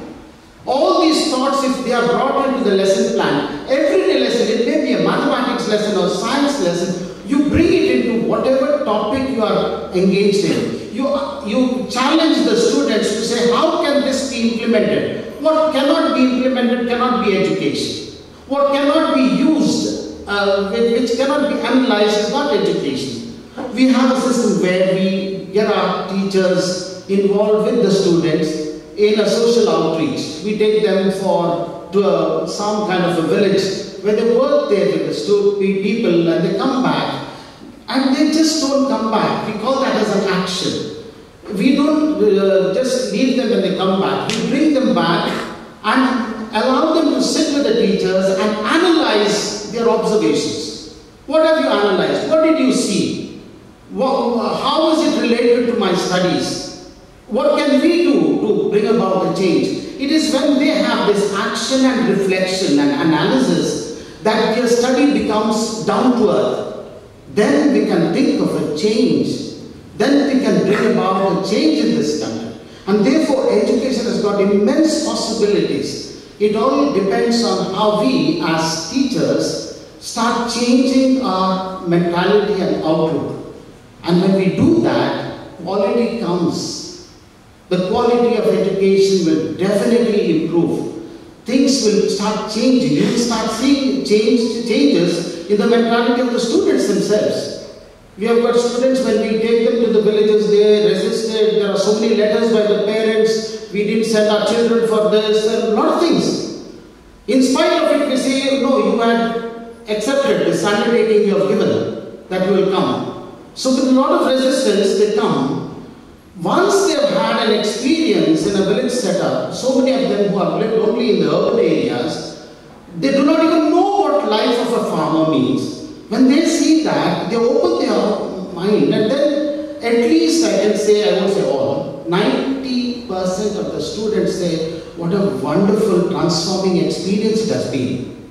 I think we need to give them this kind of an experience. And so implementing comes from what initiative we take from the autonomy that the policy has given us.